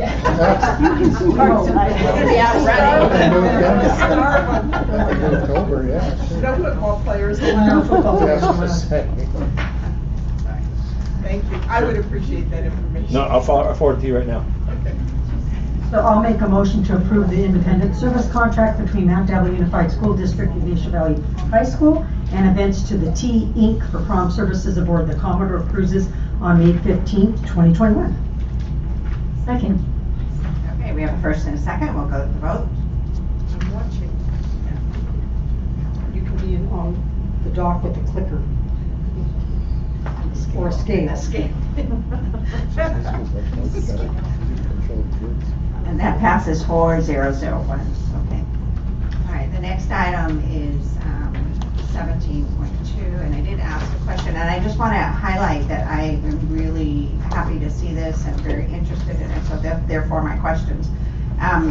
The docket page indicates that this is specifically for the purpose of having the National Alliance on Mental Illness, Contra Costa County, sit on our SAR board, but there's an attachment that was a little confusing and talks about lots of things that they're going to do, including an adult education class and working with, a number of things. So I was just not clear what the level of connection involvement. I'm in favor of anything they can do for our students, et cetera. So, but I just wanted to better understand it because the docket says just sitting on SARB, and then I think maybe that was the response I got to a question. But that I think in one place they called it an addendum, another place they called it attachment. Has a lot of information about what they're going to do, including helping adult ed provide a course on this, which I don't think is happening. I have our executive director of special education come on up, Wendy Agilian, just to share a little bit about this. Hello. So this particular board item is just specifically to sit on the SAR panel. However, NAMI is a full-service community organization that's recently expanded their scope of services due to a grant that they received, a grant from County Behavioral Health. So they do offer direct services to people experiencing mental illness as far as they're sort of the, not the therapeutic side, but more the supportive side, right? Reducing stigma, those types of things, linking them to other resources. And they are available to partner with us on anything that we need. They do offer several community training series regarding from a one-day thing that happens weekly, right there in Todos Santos Plaza, to a 6-week community and family training that they will not only do at that location, but they'll also bring it out to us should we request. So I think the level of involvement is as much as we want it to be, but it'll certainly be tailored to our needs. So the MOU references this addendum, which makes it sound like, we can do all these things with them. And you're just saying those are possibilities, there's no commitment at this point. There's no commitment at this point. The only thing that we really are noticing is that the purpose of the SAR board is really to overcome barriers. It's not meant to be punitive, but supportive. And many of our students who end up not coming to school or who end up on our home hospital program is a result of mental illness. So we need to make sure we shore ourselves up in that area, and really link ourselves to community agencies that can support the whole family. So will the representative please remind me, number one, who else serves on the SAR panel? There's a nurse, law enforcement, is there a psychologist? So it will depend on any panel on any sort of given session. Typically, district administration serves on the panel from different departments. Like I know we have representatives on every single one, and oftentimes nurses, health providers, site administrators, district level administrators. We do also sometimes have juvenile probation on there. Those agencies are not always available, but they're certainly invited to participate. So the NAMI representative won't replace our, someone from your department, for example? if they- No, it would just be a different set of eyes. And again, the goal is to get them to school. So what are the barriers for them to come to school? Maybe the family doesn't know how to address the mental health issues, so connecting them to those sort of resources. It's not a replacement. This is really exciting. Some really great resources for our students and our schools. It's a tremendous community asset. I'm very grateful. Yeah, so will we be getting the flyers out to our principals to be able to schedule things at their schools, or what's kind of? Again, it will depend on the level of our desire. Great, it's good to know it's out there. I was very excited to see when we had them come to the advisory committee, to share. You mentioned then that you were looking forward to some partnerships, so I was really happy to see that. So they're really a great organization. Okay, thank you. Okay, so with that, I will move to approve item 17.2, the MOU between Mount Airy Unified School District and National Alliance on Mental Illness, Contra Costa County. Second? Okay, we have first and a second. We'll go to vote.